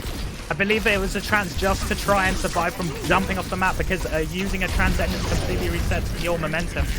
We have Pink Pig taking down air as well, though. Oh my gosh, I think this might be it. It's now or never, Roehampton. You've got to pull it out of the bag now, and you're down one, you're down another. Radiator goes down to Outer Space Mug. Ping Ping takes out the K. Ping Ping with a double kill onto Wicked as well, and that's it. Pink Pig, I believe now, finally, Durham pick up Rialto and therefore pick up the series. A clean 3-0 sweep from Durham. GG, well played. Yeah, a clean sweep there, and Durham really were not going out without a fight there, I have to say. They just, like, they 3-0'd in the lower bracket. I mean, that is extremely unheard of in double bracket tournaments like this. So, Roehampton, unfortunately, they go home mapless in that series and eliminated from the tournament. So Durham making a nice run through the lower bracket here. They will end up going, I guess, against Kentamine, I suppose, right? They will then lose the bracket in the other side of it. So they will go against Kentamine at some point. And, well, it'll be the duel of the lower bracket Dark Horse teams, I suppose. Yeah, I mean, I'm curious to see that play. Judging by, they play very different comps, very different style. Selecting a Winston over a Wrecking Ball, selecting a Zenyatta instead of what was it, a Kiriko. Very interesting decisions. But I would be excited to watch that match. So I'm very hyped from it. I believe we will soon be heading into an interview with Durham's captain. So please don't leave just yet, because we can get some exciting inside information from this match. They must be very pleased with themselves.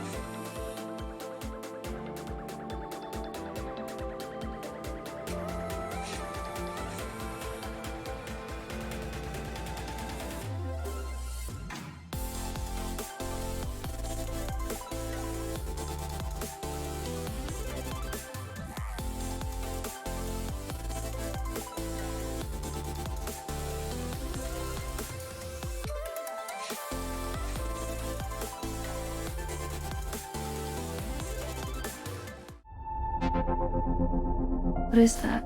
It's cutting edge VR, Flynn. It looks like it's something from the future, you know?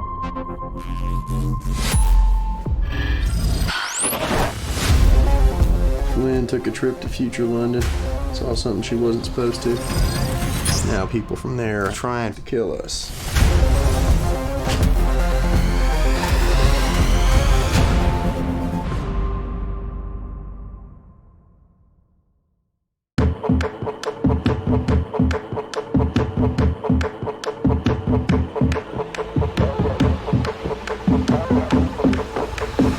Transcend humanity with Omen. Welcome back, everybody. I hope you really enjoyed that final game of the day. It was really exciting to watch. We are now here joined by the tank player for Durham, Outer Space Mug. How are you doing, mate? Yeah, I'm doing good. I'm happy with the win. Yeah, for sure. I mean, it was a pretty easy 3-0 for you, I reckon. I mean, they had you like by the horns at times, but you definitely did well in that match. So, are you kind of confident going ahead in the bracket, or? Yeah, I think most likely we'll have Work Angels 2022 next, who we just lost to in NSE. So, be interesting to get that rematch and hopefully beat them. Oh wait, did they beat you back then? Then yeah, They did. Yeah. Ah, a little bit of a storyline here, then, I suppose. Hopefully you can get that rematch win. Yeah, definitely. I'm not going to be biased as a caster, but secretly I'm rooting for you. Oh, stop it. You were playing incredibly that game. I'm only rooting for you, not your team, just to you. It's not biased, it's one person. All right. But yeah, no, it was a great game overall, and I think you have good chances going ahead. I mean, obviously you're against Angles next, but going further ahead in the bracket, all right, you've got the likes of Portsmouth and Warwick to go against potentially. Yeah. So, how are you feeling about those two teams? Well, we just played Warwick today in the upper semis, and it did not go great. Managed to get a map, but we're going to come back stronger. We're missing our captain at the moment, so you never know. Ah, okay. Is that why you're here instead of the captain we had last year? Yeah, fair enough. To be fair though, you didn't do terribly, so don't worry about it. Yeah. It's nice to have you here anyway. So yeah, we don't need the other captain. We got you. He's gonna love that. So do you think you can actually get like a rematch victory against who's it, Warwick? You lost to in like the upper bracket? I definitely think so. I think we just didn't adapt quick enough to what they were pulling out, and then we kind of realized after the game what we should have been doing. So I think it'll probably be a reasonably easy game.